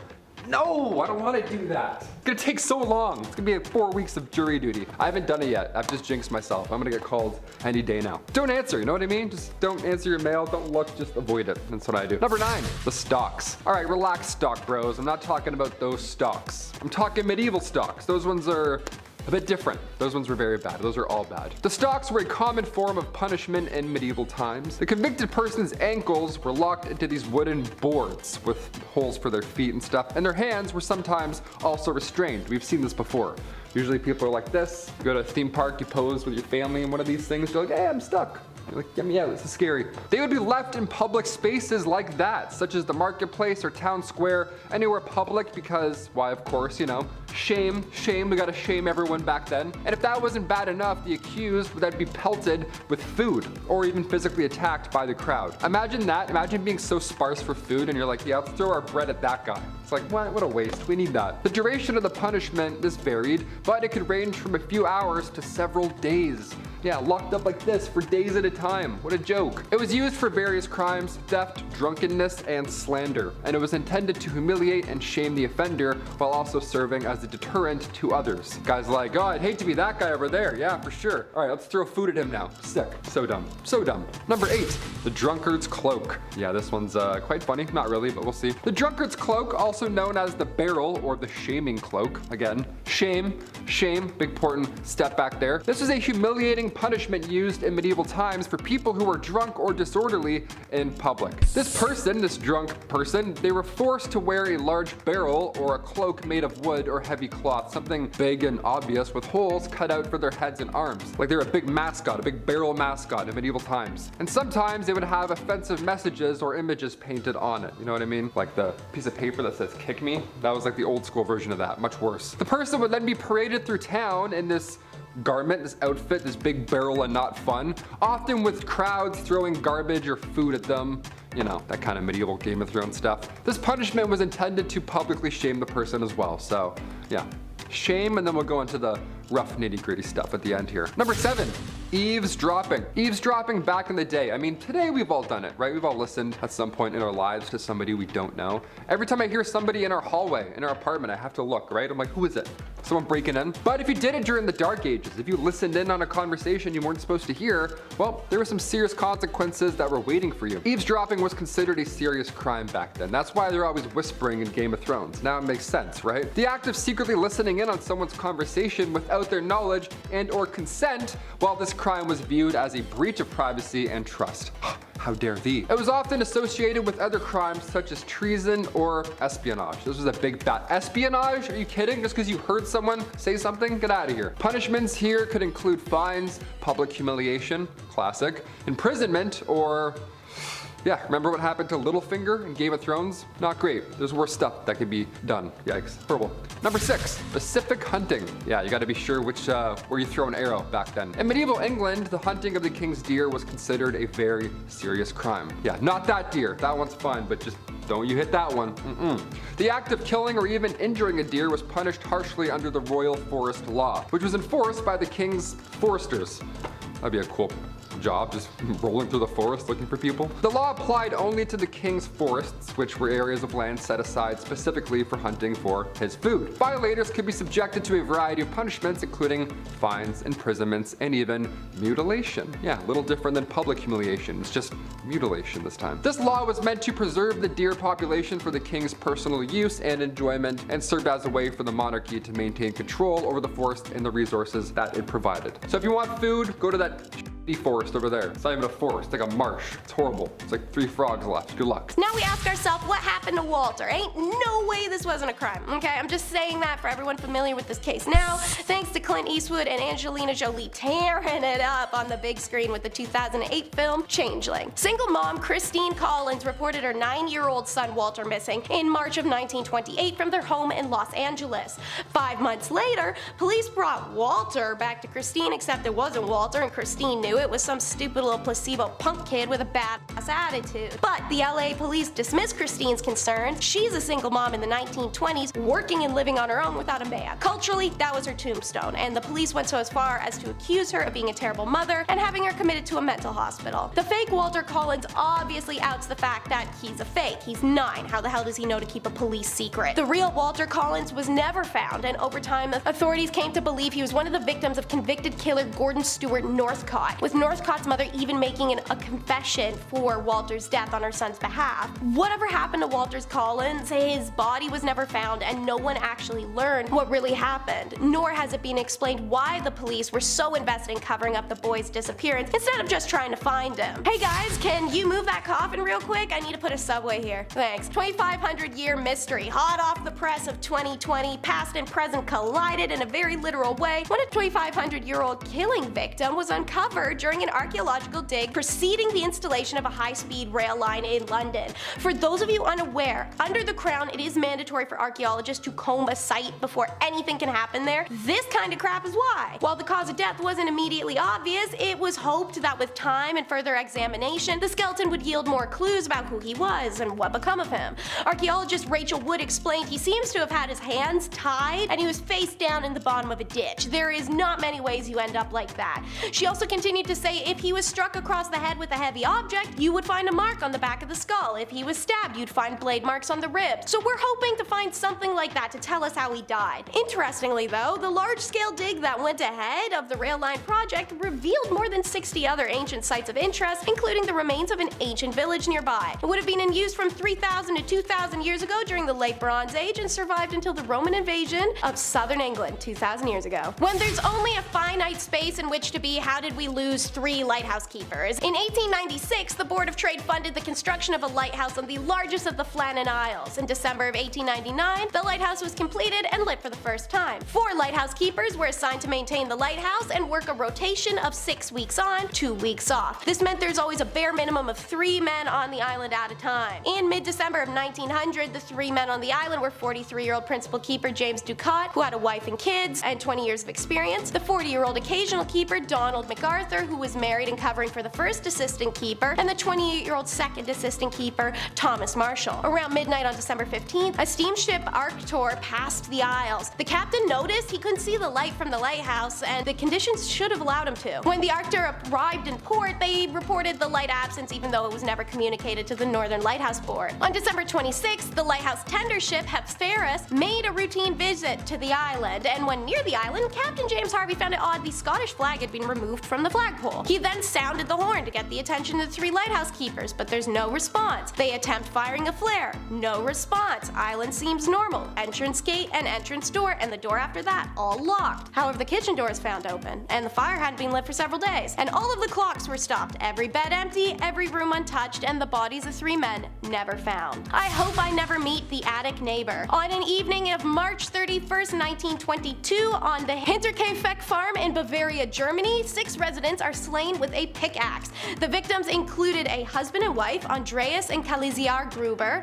their widowed daughter Victoria, Victoria's kids Kaliziar II and Joseph, and the family maid Maria. Joseph and Maria were both killed while in their beds. However, the rest of the family was then killed in the barn and stacked on top of each other. Let's make this worse somehow than a literal pile of corpses. Investigation concluded that their killer actually lived on the farm for 6 days after smoking the whole family. Cattle were still being fed, meals were still being eaten in the kitchen, neighbors saw smoke from the chimney, and the family dog was tied to a post when the mailman came on Saturday. The bodies were discovered the next day because the dog was still there. And now, for even worse, Maria was actually hired the same day she was killed, replacing the previous maid who had quit 6 months earlier due to the house being haunted. Said maid reported to the family hearing footsteps and voices in the attic. Around the time that the previous maid had quit, the Gruber family also started to hear voices from the attic. Add in a set of house keys had gone missing, and unfamiliar newspapers found in the house that nobody had ever seen before, and now there's scratches on the family tool shed like somebody tried to pick the lock. Maybe it's time to check the attic or move? The father Andreas also reported seeing a pair of footsteps leading from the woods towards the back entrance of the family's house. What did you do? Look at that.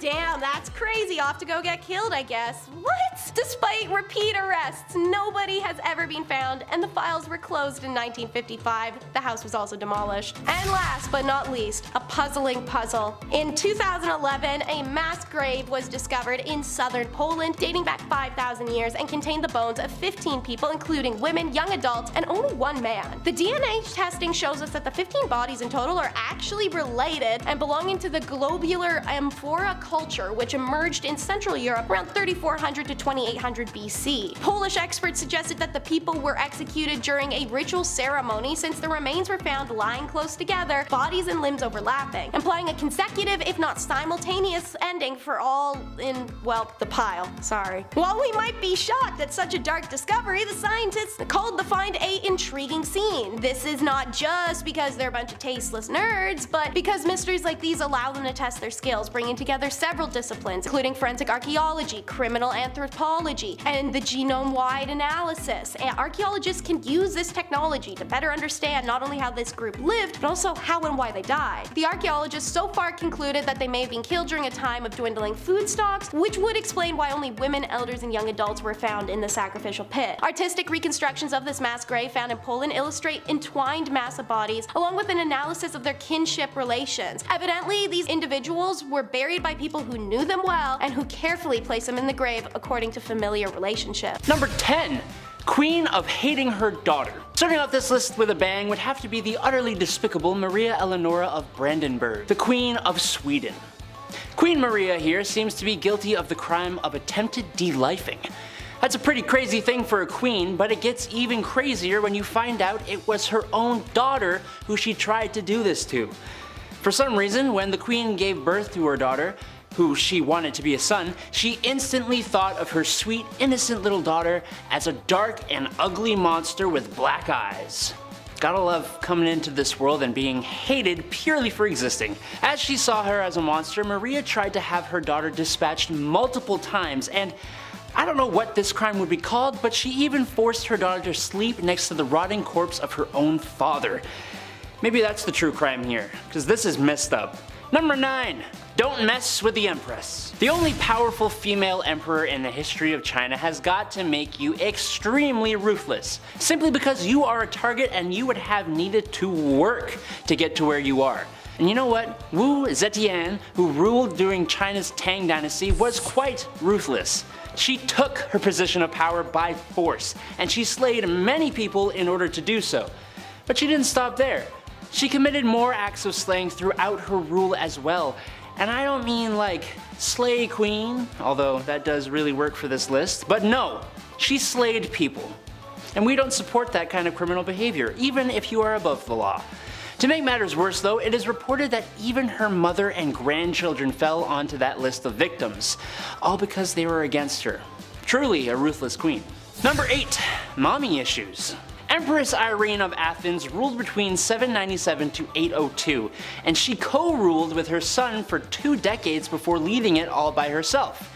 That's not a crime, but how she did so was a bit more, I don't know, just a little outside the realm of legality by today's standards. Her son, Emperor Constantine VI, was not a popular emperor, and the empress was quite an ambitious and greedy woman. She wanted full control of the Byzantine Empire, and to do that, with the help of some political allies, Irene led a conspiracy against her own son. Poor parenting skills if you ask me, but hey, the two actually made up and were at least somewhat civil. That is until Constantine divorced his wife and married his mistress, turning the people against him and giving Irene the opportunity to lead another conspiracy and then have her son's eyes gouged out. Yay! Number 7. Ranavalona. I honestly didn't know Madagascar had queens or kings. That's not because it doesn't make sense, I'm just dumb. Thanks to me being a young child, I thought the only royalty Madagascar had was King Julian, you know, like the lemur. King Julian! Like that King Julian. But they did have kings and queens, and one of these queens was pretty damn brutal. Queen Ranavalona I ruled Madagascar between 1828 and 1861, and there is absolutely no doubt that she would do anything for her kingdom. After King Radama I, her husband, passed away, she took over the crown, and during her reign, she put a lot of people to the axe, or whatever way they executed people in Madagascar. Her uncle was one who met the sticky end to protect her power. But some records state that Ranavalona ended her own mother's life by subjecting her to starvation. Ranavalona sent her mom to her room and didn't let her have dinner. Or any meals, really. That's never okay, and would get someone like us charged under the law with something. I don't know what exactly it would be, but it'd be something. Number 6. Pretty firmly against cheating. Not to be weird, but I can kind of see where this queen is coming from. At first I sort of get it, but not later on, just at first. Henry II of France had a lifelong affair with his mistress, Diane de Poitiers. And even while on his deathbed, he begged his own wife, Queen Catherine de Medici, to allow him to see her. Kind of really disrespectful to your wife, but I guess he loved his mistress too. I'm kind of confused on the morals of this. However, the queen was not confused on the morals and didn't give in to his plea. In fact, she even denied Diane entry into the room, letting the king pass away without having his dying wish granted. Damn. That ain't a crime. This queen had a daughter who took after her dear old dad when it came to the whole monogamous relationships, meaning she didn't really have them. When the queen mother found out about her married daughter's new romantic interest, she locked her daughter up in a castle and never saw her again. But she became even worse when she ordered her daughter's romantic interest to be executed in front of her. Now that is rough. And while she didn't do the deed herself, giving the order is kind of bad enough. It gets worse. Her son, King Henry, didn't like that she cruelly did this to her own daughter, so she had him dispatched as well. My goodness. Number 5. Mr. Smith. Back in 2014, this criminal was caught rather quickly, as most of these are. A bank robber, for one, arrived with a terrible disguise. The guy had sunglasses and socks over his shoes. Yeah, he looked like a stupid mascot with those big sock shoes, you know what I mean? He looked like the M&M. You got it. The cashier didn't give him any money, so the failed robber left empty-handed, thankfully. Thing is, the robber had been to the bank 30 minutes earlier, and he gave the teller his full name and address. Yeah, Dean Smith. He was 27 at the time he got busted in a Welsh village, and he was sentenced to 2.5 years behind bars. Number 4. Smells good. A 91-year-old was charged with smuggling illegal substances into Australia in 2015. Victor Twartz of Sydney could face a life in prison if he's convicted of importing 10 pounds of said stuff into the country on a flight from India. Inside soap. Soap? Soap. Like bars of soap.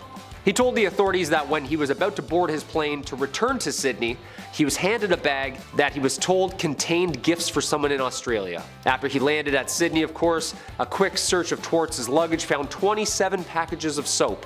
How smelly is this guy? Which tested positive for not soap. Apparently he didn't know he was a mule, or even know what a mule was. Come on, he's 91. Yeah, when you get to the airport, take this, give it to the boss. Oh, okay. Do you know that I invented chewing gum? Number 3, the other pocket. Coming from Pontiac, Michigan, Christopher Jansen thought that he had the right of way. He claimed to have been searched unfairly without a warrant. Now, the prosecutor explained, however, that given the fact there was a weapon-sized bulge in Christopher's jacket at the time, it looked like something suspicious, and it turned out it was said thing that was suspicious. Get what I'm saying? In order to prove that this was not the case and that there's no way authorities could have ever known that there was a weapon on him, Christopher handed over the jacket to the judge to see for themselves. Not a bad play. Thing is, if you're gonna do that, make sure there aren't any other illegal substances in the other pocket. Gotta check the front, back, side, and side, my friend, that's it. The judge found it, and the rest is history, obviously. Yeah, I wanted to throw in a more lighter one before we get to our last two, because now it gets a little crazy. Number 2, grannied. An 11-year-old boy from Ohio was taken into police custody after allegedly punching his grandmother twice in the face at a Dayton toy store when she refused to buy him the toy that he wanted. 60-year-old Barbara Weeks told police that her grandson had punched her in the nose and tried to again before she ran out of the store and away from the boy in fear. Weeks then admitted to police that she was terrified of her own grandson, who was taken to the Montgomery County Juvenile Justice Center and charged with domestic violence. Can you imagine if we tried that with grandma? Oh. First off, that's your grandmother. You're supposed to love her and eat cookies that she makes for you. Our grandmother would have just RKO'd that kid. You know what I mean?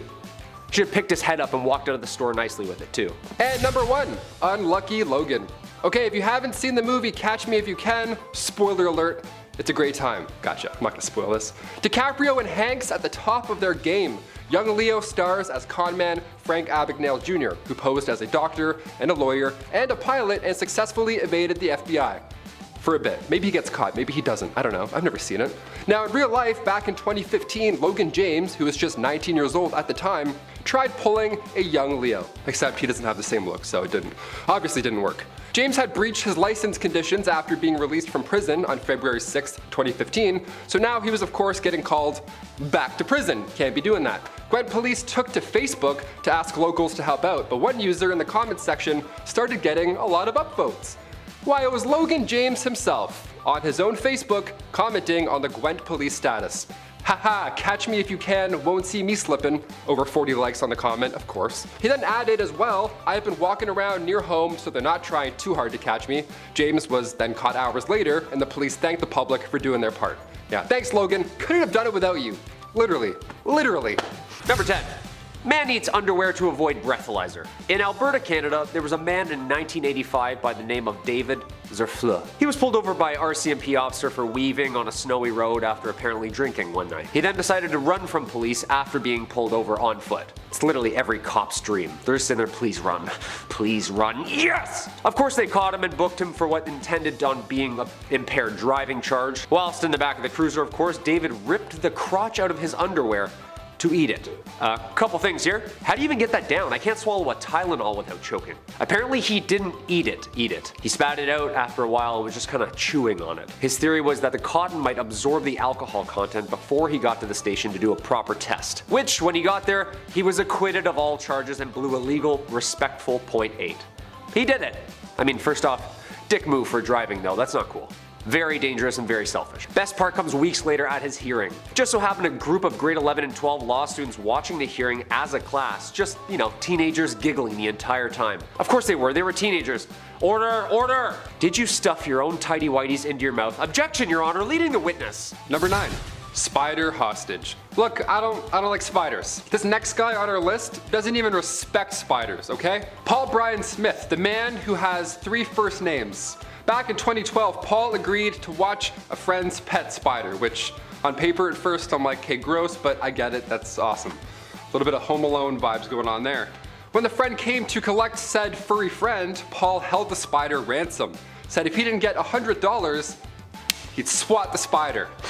He swat the spider. Sounds like a Spider-Man villain there. Like J. Jonah Jameson. Gonna swat the spider. In turn, Paul received 40 months in prison for burglary, theft, possession of drug paraphernalia, and more. Yeah, there may or may not have also been a person hiding in the closet when cops came around. This one's really bizarre. Can't really talk about the weird, awful extra details on this case. Paul Brian Smith, give it a lookie once you're done here. Also, save the spiders, they're good. Number 8. A bath salts Christmas. An Ohio Christmas miracle. Sounds like a Christian rock group. A man by the name of Terry Trent was charged with breaking and entering a home at Christmas when he was arrested very high on little more than just Christmas spirit. The family arrived home and saw the man sitting on their couch watching some Christmas shows. While Dad's on the phone with police, the man apologized, thanked them for his stay, and calmly left. Family said that the man apologized after lighting a candle, fixing up their wreath, relaxing on the couch, and finishing up the last Christmas tree decorations. Ah, the spirit of Christmas. Guy's the opposite to the Grinch. Dude, this guy's the real Santa Claus. I hope you're all good. He's coming in to do his check-ins. Police arrived and said Terry didn't cause any problems, went in with them calmly and quietly. See, guy just needed some Christmas company. Wanted to catch Mr. Bean's Christmas special. Who wouldn't? That could have been really, really bad and turned out to be a zombie apocalypse Christmas dinner, but thankfully it did not. Also, it's Christmas. I've seen my aunts after some wine. It's pretty well the same thing, isn't it? Number 7. Photobomb. I love a good photobomb. I dug this one out of the archives. This is from 6 years ago at a bar. I'm a big fan of ruining a beautiful moment between 2 other friends. Friends? These are my friends. Sometimes photos catch great moments. Sometimes they catch not so smooth criminals as well. Back in October 2010, a Wisconsin man got caught trying to steal a tourist bag. This guy was caught in 4K. While he was stealing the bag, the owners of said bag were taking a selfie a few meters away. He's in the background taking the bag, just clear as day. It's so funny. He immediately was sentenced to 5 days in jail, obviously. The 69-year-old man's name is Glenn Lambright. Pretty ironic last name, seeing how easily he was caught. Mr. Lambright was also fined $500. Guy just gets caught in a boomerang.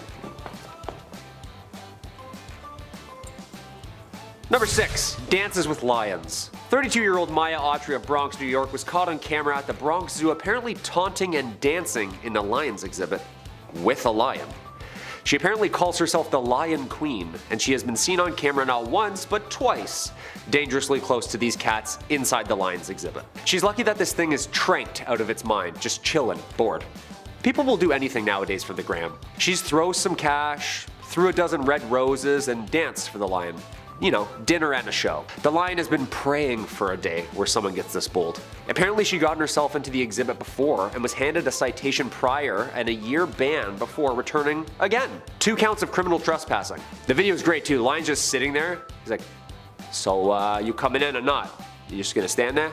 Hey, you know the score of the Knicks game? No? Alright. Ancient Greece produced 10 public speakers so admired for their skill and eloquence that they became known as the 10 Attic orators. The earliest of them was Adaphon of Ramius, a 5th century BC statesman, providing us with some of the first recorded instances of legal cases presented in front of a democratic jury. In the case of On the Death of Herodotus, Antiphon wrote this speech as a defense for Helos to deliver to the jury at his trial for killing Herodotus. The trial probably occurred around 419 BC. Helos was gonna go visit his father. Herodotus was tagging along to release some owned people, meaning there were other passengers on board the ship with them. A storm makes them dock, and Helos and Herodotus get terrifically drunk, the lighthouse style. Helos' version of the story is Herodotus leaves the ship that night and just never returns. Next morning they send out a search party and they just never find him. So naturally, it's time to torment some poor people, because ancient Athenian law dictated that the testimony of an owned person was not admissible in court unless it had been extracted via violence. Turns out both witnesses insisted Helos didn't actually do anything, even when they folded to the pain and said Helos had killed Herodotus. They quickly recanted it and said they just wanted the pain to stop. They granted that by killing them. Outcome? This is the cliffhanger, baby. We only have the speech Adaphone wrote for Helos' defense. No record of an outcome for this case exists. And speaking of wild Athenian laws, he cheated, Your Honor. This speech, written by orator Lysias, was titled On the Killing of Eratosthenius, that's a name, and it was meant for the defendant Euphiletios to deliver in trial. The exact date of the trial is unknown, somewhere between 400 and 380. Euphiletios is characterized in speech as a noble, upstanding, elderly Athenian citizen who married a virtuous, sensual young woman. Then at his mother's funeral, Euphilios' virtuous wife is spotted by a handsome man who's her own age that I'm gonna call Erato, who then hit up Euphilios' concubine and convinced her to hype him up to the wife so she'd leave her wrinkly husband for him. Euphilios then describes how he learned of the affair from an old woman who lived nearby, knows the old B word. He then interrogated his concubine, found out the story is true and that his wife is banging someone who actually wanted her and only her and didn't buy other women to keep in the house. Shocking. Anyways, Euphilios waited for Eratos, and when he arrived, Euphilios and his friends burst in the bedroom and killed Eratos right there on the spot. In the defense speech, he insisted that the killing of Eratos was completely legal because Athenian law at the time permitted a man to kill another man if he caught him in the act with his wife and killed him on that spot. Again, we don't know the outcome of this trial because we only have one speech that was written for it. Next up is the game of whodunit. All of Adiphone's surviving speeches were written for the defendant except one sexist disaster against the stepmother for poisoning, which he wrote for an unknown plaintiff sometime between 419 and 414 BC. The stepson suit outlines how stepmom killed her husband and his friend Philoneus. According to the stepson, stepmom tricked Philoneus' concubine into giving poison to the husband and Phil. The concubine had always been Phil's favorite, but now he wanted to sell her to a cheap brothel, and she desperately wished to regain his love once more. The stepmom summoned the woman and became her friend, claiming that she too had lost the love of her husband, and proposed a mutual solution, a potion which would restore the love of both her husband and Phil for the owned woman. Win-win for both ladies. The next time the husband and Phil convene, the concubine put the love potion in the wine glasses, which probably kills both men. The deaths were treated as suspicious, and the owned woman was apprehended and handed over to the public executioner after being broken on the wheel. The plaintiff never provides true motive for the woman's killings, however, and it's generally thought that among the classicists of the case, the plaintiff's case rests almost entirely on an appeal to the all-male jury members' fear of women, especially their fear of being killed by their own wives. In spite of this, the outcome of the trial is, you guessed it, unknown, because all that has survived of that speech is one. So, you know everyone loves a good cult. Let's check out the elusive Eucilians. The Eucilian Mysteries are a 9-day early September event commemorating the story of Demeter searching for her daughter, Persephone/Core, for 9 days in agony after she's kidnapped by Hades. Thus, the rites during Eucilian Mysteries took 9 days to complete. From day 1 through 5, a series of purification rituals, fasting, animal sacrifices, and sacred offerings to Demeter were performed. Day 5 is called the Grand Procession. That's when everybody advances from Athens towards Eucilius on foot. Hey, Teresa, this is feeling unsolved, not crimey. Just wait. The initiatives were then served a drink called kaikion, packed full of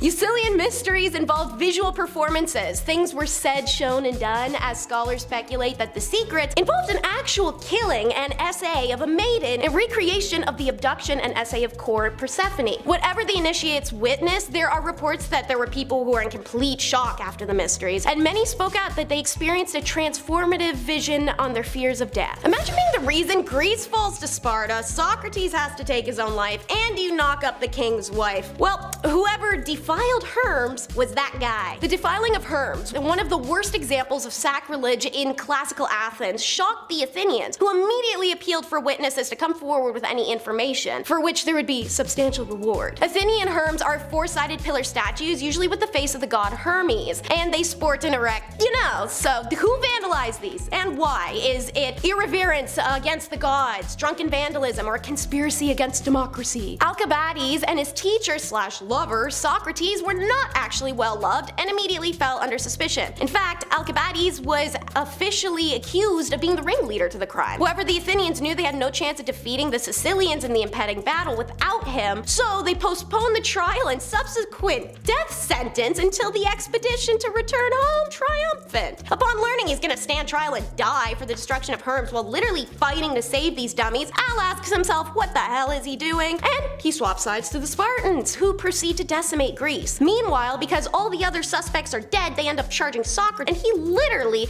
takes his own life. So in case you've ever wondered how the ball got rolling for Sparta to take Greece and Socrates to die, well, it's because someone vandalized rock dingles and we still don't know who. Number 10, King Charles I. You can put any king down on this list, really. People weren't as kind and loving as we are now. Or well, less cruel, I guess. King Charles was no different from any other, a monarch sniffing his own farts up in his castle, doing his very best to snuff out religious groups that he didn't agree with. A lot of guys were like that. It's brutal, but that's history, folks. Well, one such measure he took, I think, was so wrong, so heinous, and so criminal, and so offensive that he should have been locked up for life. During the 1600s, this man, in an effort to curb religious views, outlawed Christmas. Yeah, that's right. Outlawed Christmas. That means no gifts, no tree, no Santa Claus, no turkey, no stuffing, no nothing. This was quickly dissolved after he was removed from office. And yes, I know Santa Claus wasn't there then, but it's Santa Claus, it's Christmas. Can't have Christmas without Santa Claus. Number 9, William the Conqueror. You've all probably heard the name William the Conqueror. Battle of Hastings, illegitimate son of the king fighting for the throne, very violently too, I might add. However, today I want to talk about his dating skills. Look, dating can be hard. I get that. There's a lot of anxiety, especially when self-image comes into play. Ooh, I'm too fat. I hate my nose. And what are these legs? Ugh, no one's gonna like me. Everyone thinks like that. And it's always usually right before a date, too. You could be staring in the mirror and then all of a sudden all your bruises, pimples, and blemishes seem to show up out of nowhere. It's weird how that works. Well, William was different though. He was more confident. He didn't have confidence issues like the rest of us. To quote a brilliant chemist, he was the one who knocks. As the story goes, he was quite fond of one lass. She was not fond of him. Classic story, really. So after trying to court her several times and failing, he decided to drag her on the ground by her hair until she said yes. Don't do that. That's bad. Number 8, Genghis Khan. I don't think some folks realize just how brutal this guy really was. I mean, if you've ever played the Ghost of Tsushima game on PlayStation, then you know exactly what the Mongol horde is capable of. Naughty things. The man carved out most of Asia and parts of Europe. In one battle, allegedly taking the lives of 1 million people. And all that remained was a mountain of bones and human fat. Ugh, gross. He's been known on how not to treat a lady and reportedly liked to use his young and newest soldiers as arrow fodder by creating human shields with them. A lot of conscripts in his army were often taken from villages that he conquered. It's kind of how he kept the machine going. So either fight with me or that's picture wrap for you. What a nice guy. What a swell nice guy. Jeez. Number 7, Galeazzo Maria Sforza. This guy was just bad. Like all bad. Not like Deadpool where he does some bad stuff for good reasons, anti-hero kind of guy. This guy's just straight bad, straight evil. In one story of the Disturbed King, he had a rival's hands chopped off. No more tennis matches. He left prisoners in hanging cages and even had a priest that made a prediction about him that he didn't find all too flattering in prison with little food and water.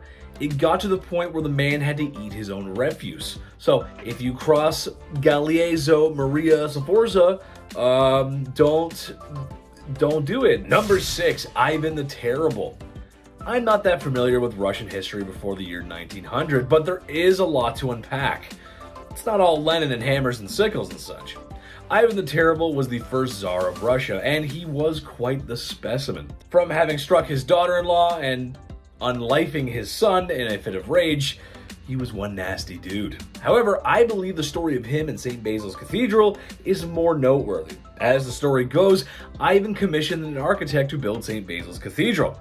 If you've ever seen it, you know how gorgeous it is. All the onion palace buildings and whatnot, you know what I'm talking about. Ivan was so impressed with the architect's work that he had his eyes gouged out so that no one could ever build another structure or gaze upon another structure as magnificent as the cathedral. That's hardcore, dude. That's pretty hardcore. So if you do a bad job, he probably would have got rid of you, and if you do a good job, he'll still get rid of you. Number 5, heretic's fork. Yeah, a lot like this. This one sucked. The medieval heretic's fork was a device used during the Inquisition to punish individuals accused of heresy. You hear the wrong stuff and then you say the wrong stuff, no matter what you do, bad punishment awaits. Some forks going in a place you don't want it to be. This punishment consisted of a long metal fork with 2 prongs that were placed under the chin and the sternum of the accused, making it so you had to stay upright or else, yeah, not good. The device was designed to keep the person awake and prevent them from speaking and or swallowing, and if they do so, it would cause extreme pain. The prongs here could be adjusted to vary the amount of pressure applied, and the device was often left in place for hours or, again, like the other punishment, even days at a time, which is horrible. The heretic's fork was cruel, and it was a form of psychological punishment that was used to extract confessions and punish those who dared to speak out against the church. Yes, how dare thee? Now hold still. Number 4, sewer surfing. It's not as cool as you're imagining, but it's something along those lines. Also known as sewer hunting and or draining, sewer surfing was a popular but illegal activity during the Dark Ages and involved navigating through the underground sewage systems of cities, typically for thievery or other illicit activities, trying to find some gold, something, I don't know, something shady going on under the city. Sewer surfing was often punished severely, more than you'd think here. Guys going through garbage, they're like, hang him. It's like, what?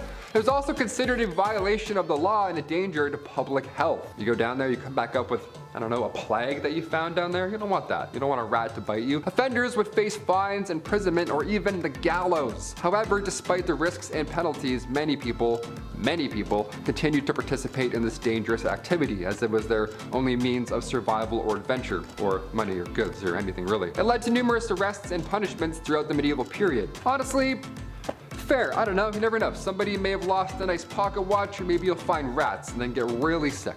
50-50. I found a pocket watch, and also the town is violently ill, so I'm rich, sorry. Number 3, blasphemy. Blasphemy! You almost have to yell it every time you say it, you know? Blasphemy was considered a serious crime in medieval times. It involved speaking ill or speaking contemptuously about God, Jesus, and or the church. That's a big no-no back then. Big no-no. This was seen as a direct attack to God and the faith. It was considered a threat to the very fabric of society, just because you said some shit. Blasphemers could be punished in various ways. At this point, you probably know them. Imprisonment, flogging, and or, well, yeah, just you're dead now. In some cases, offenders were forced to wear a blasphemer's bridle, which was a metal mask with a spike that was inserted into the offender's mouth, which would of course prevent them from speaking more. Blasphemy laws varied across different regions and periods throughout medieval European history, but they all shared a common goal of protecting the sanity of religious beliefs and shoving metal into a human's mouth. All those things were very important to the faith. It's good stuff. Number 2, beard tax. I tried to grow a beard for like 2 weeks, and I just immediately bailed on the whole thing. I was like, hey, you'll see me, guys, I'll show you. And then I came back, didn't even talk about it. In medieval times, I would have been fine, honestly. It's a weird tax. There were periods and regions in medieval history where facial hair was regulated and or frowned upon. Imagine that, right? Guys trying to grow it out, has a little stubble. Everyone's like, ugh. Really, Alexander the 7th, really? During the reign of Henry VIII in England, a beard tax, cha-ching, was imposed to, well, only men with beards over 2 weeks old. They were required to pay. If you were day 13, they're like, all right, we'll see you tomorrow. You better figure this whole thing out, mister. Vikings, however, what about them? In the Dark Ages, Vikings, they were all about the beards. What happened? Beards, when it came to Vikings, they were highly valued and considered a sign of masculinity and strength. Again, I'd be screwed if it was that time. I'd be good over here, but then I'm a very weak man over here. Know what I mean? No tax and then no muscle. Taylor McWaters. No tax and no muscle. And finally, number 1, not reporting a dead body. Yeah, we've all seen Stand By Me. This can lead to some problems, some troublesome things. This last one here is pretty obvious in theory, but the way that they handled it back then was pretty crazy. We're not doing it the same today. Thank God. Thank the church and the lords. In medieval times, roughly around 1240, the law surrounding the discovery of a dead body, surprise, what's this? Who is this? This varied depending on the region and the time period. But generally, if somebody discovered a, who is this skeleton? What's this? Generally, at that time, they were required to report it to the courts or the lords. The lords, you know the lords, go tell the lords. Failure to do so could result in punishment, as of course, it was considered suspicious behavior. Fair, okay, fair. More often than not, the person who found the body, they would be asked to provide information about the circumstances surrounding the death, including any and all possible suspects. Yeah, so take a guess. He had wood teeth, he looked old and medieval, I don't know, he was someone. In some cases, the finder may have been entitled to a reward for discovering the body, but in other cases, you yourself could be charged with the death. So, 50-50, might get some money, might go to jail. If that was me, I'd be like, nope, I didn't see a thing, sir. I was just looking up at space, wondering what that big rock in the sky is. I don't know what gravity is. All women are witches, right, brother? Cheers. Didn't see anything.